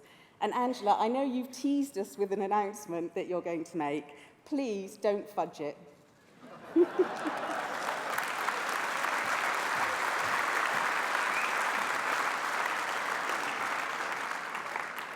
Thank you, Conference. Thank you, Comrade. We will now move on. I'm now pleased to ask Angela Rayner to address us.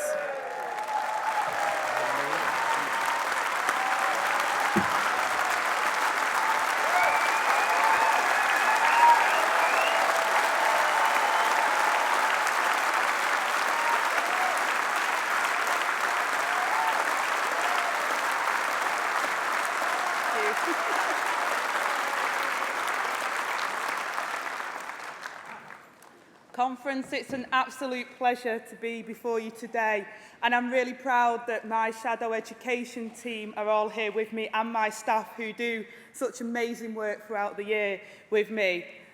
I said, what a year it has been, Conference, this last 12 months. Theresa May started it by warning of a coalition of chaos, and now, Conference, she's leading it.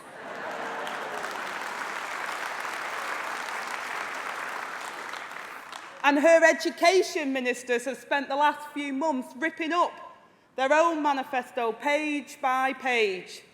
They wanted to open new grammar schools, but Conference, they can't. They said they'd build 143 schools, but they couldn't. They pledged the Healthy Pupils Fund would not fall below 400 million. Now it will. And they promised they'd provide free school breakfast. But unlike our colleagues in Wales, they won't. When we beat them in Parliament on tuition fees, they refuse to accept it. Instead, they will just stop turning up for the votes. They've gone from running the place to running away from the place.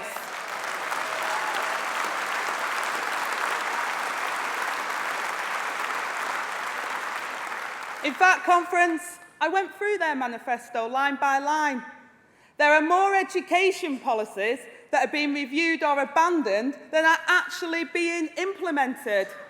They're binning their manifesto, we're building on ours.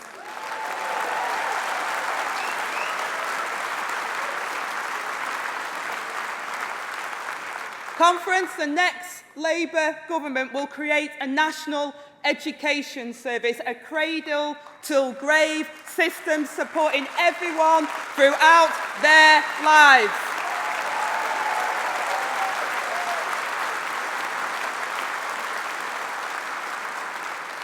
It will start in the early years where we know it has the most impact in changing people's life, just like my life was changed by a Labour government.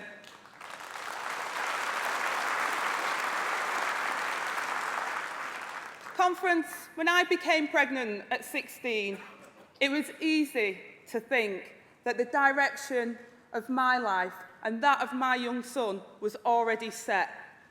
My mum had a difficult life and so did I, and it looked as if my son would simply have the same. Instead, conference, the last Labour government, through support from my local Sure Start Centre, transformed my son's childhood and made sure that his life would not have to be as hard as mine had been.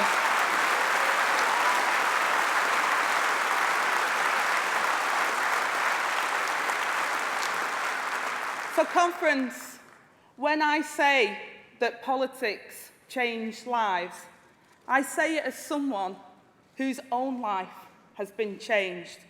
Yet those services, those crucial local services, are being lost across the country. We revealed today that since 2012, £437 million has been cut from Sure Start, nearly half of their entire funding. That means that more children and families with less control over their lives. And I'm proud to say that we will give £500 million a year directly to Sure Start, reversing these cuts in full.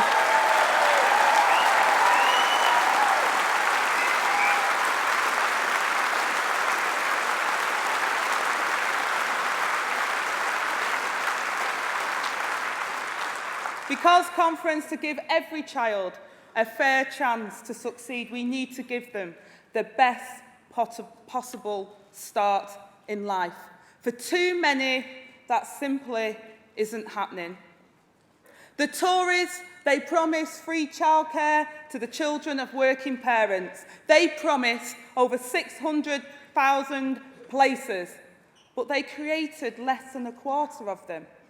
The most disadvantaged aren't even eligible, and costs are rising more than twice as wages. Today, we are publishing a report setting out the alternative: free, high-quality early education, universally available for every 2- and 4-year-old, and extra affordable care for every family, saving them thousands of pounds a year.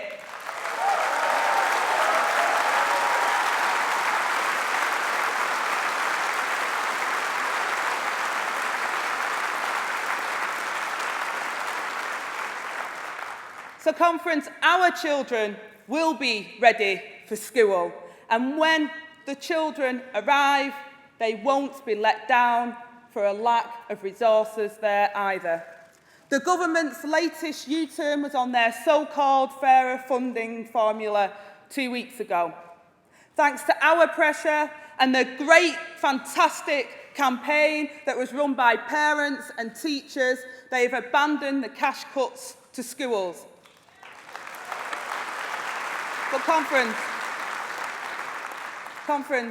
the truth here is that there's no new money. Every single penny has been found by cutting other education spending, and they still won't meet their promise that funding will go up in real terms over the next 5 years. This means a continuation of real-term cuts to the funding of 88% of our schools, and they will hit the most disadvantaged areas the hardest. Conference, a Labour government would meet that promise instead. A fairer funding formula, but genuinely fair and properly funded.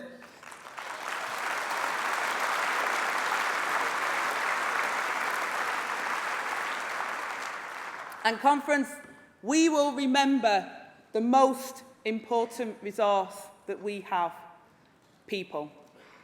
Learning needs teaching. Teachers will be at the heart of our National Education Service, and we will pay them properly to do it.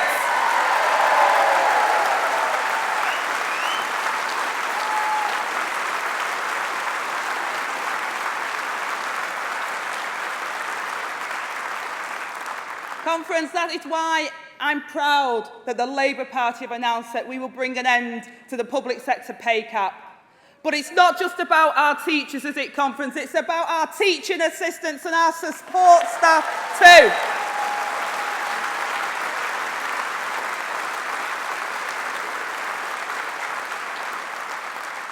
Many of our support staff in our schools have lost so much that they're on the minimum wage.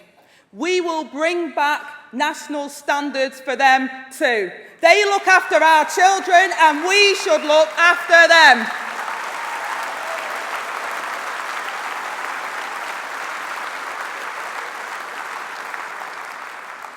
As well as giving our schools the resources they need, we must ensure that they give every child the support that they deserve, because all our pupils deserve a good quality of life. So I am proud to say that as your Secretary of State, I will allocate 10 million from our departmental budget to end the scandal of period poverty in our schools.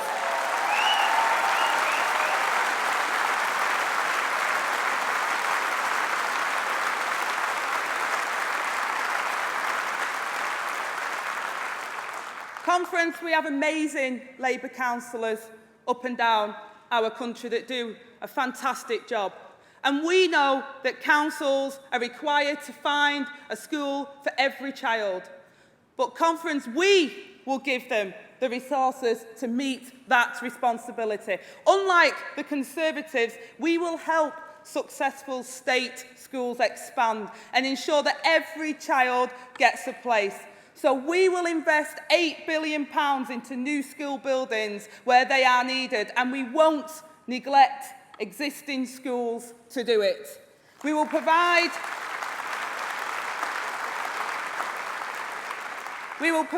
the full £13 billion needed for our existing school estate, instead of wasting millions of pounds on an inefficient and ineffective free schools programme. We will provide funding to ensure our schools are safe and that their flammable cladding can be removed, sprinklers can be installed and asbestos cleared.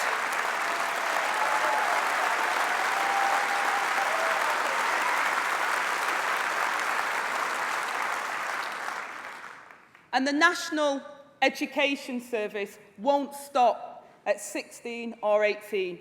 Further education isn't just for those who didn't get the chance to go to university, it serves the majority of young people. They too deserve a world-class education. Instead, Conference, the Conservatives are happy to manage decline. Well, I will only be happy when we manage success.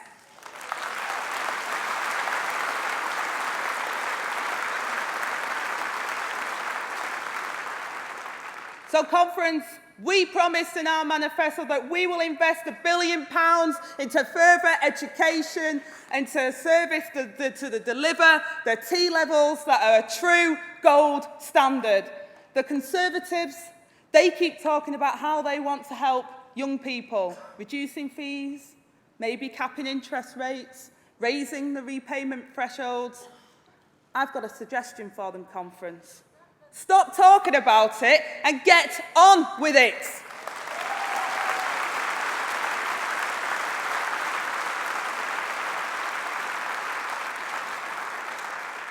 But Conference, our National Education Service is not just for young people either.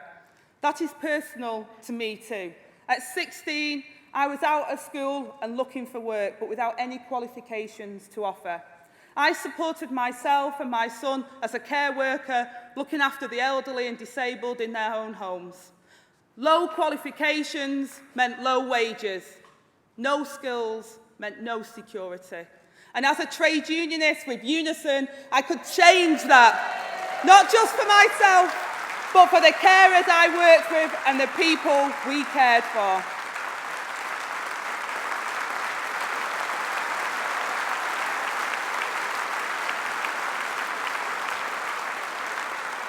Conference workplace education meant that we had the chance to learn more and to earn more. Other people need that chance too. So our National Education Service will be lifelong, providing people at every stage of their life with good quality education. That is our National Education Service, not just another structure, not another new sign on a school gate. A promise from a Labour government to the British people and British business that we believe in all of them, in their talents, in their potential, in all that they give to our country, and that we will never limit their aspiration or their ability to succeed. It will set out the education that people can expect throughout their lives, the contribution that society makes to them and that they can make to society. Today, we outline the principles of that National Education Service in a draft charter, starting that conversation on how we continue to build it moving forward. And Conference, I look forward to that conversation, to visiting schools, colleges and universities, to talking to pupils, parents, teachers and businesses, so that we can truly build a national education service for the many and not just the few.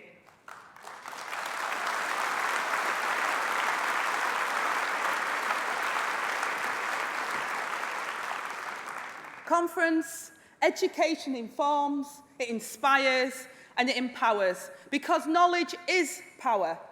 I know that from my own life. We must ensure that power becomes the right of every person, whatever their circumstances of their birth. That means us giving opportunity to all, with a guarantee of lifelong learning whenever they need it. It means giving power back to our communities, ensuring that every single school in receipt of public money is genuinely democratically accountable to the people it serves.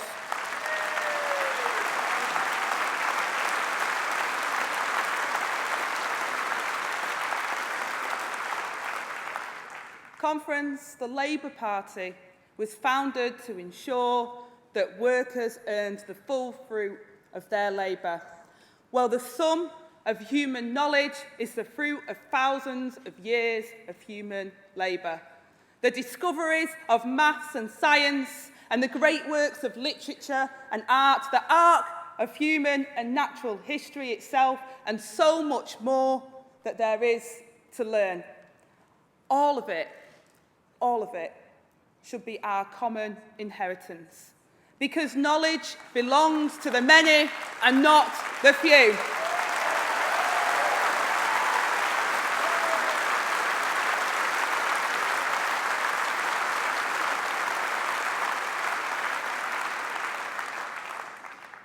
Conference, this is the start of something amazing.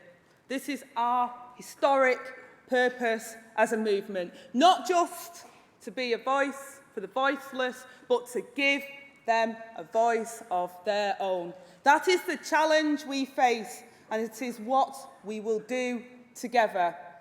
We have got the government running. Now, let's get running the government. Thank you.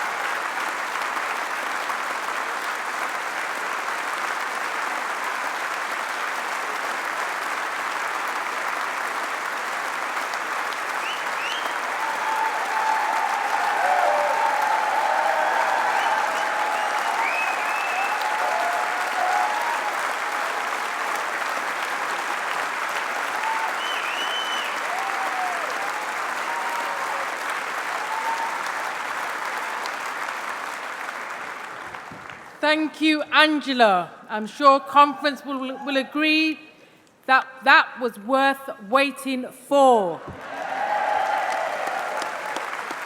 That was formidable. Thank you, conference. We'll see you. The conference is now adjourned. We'll see you at 2:15. Thank you.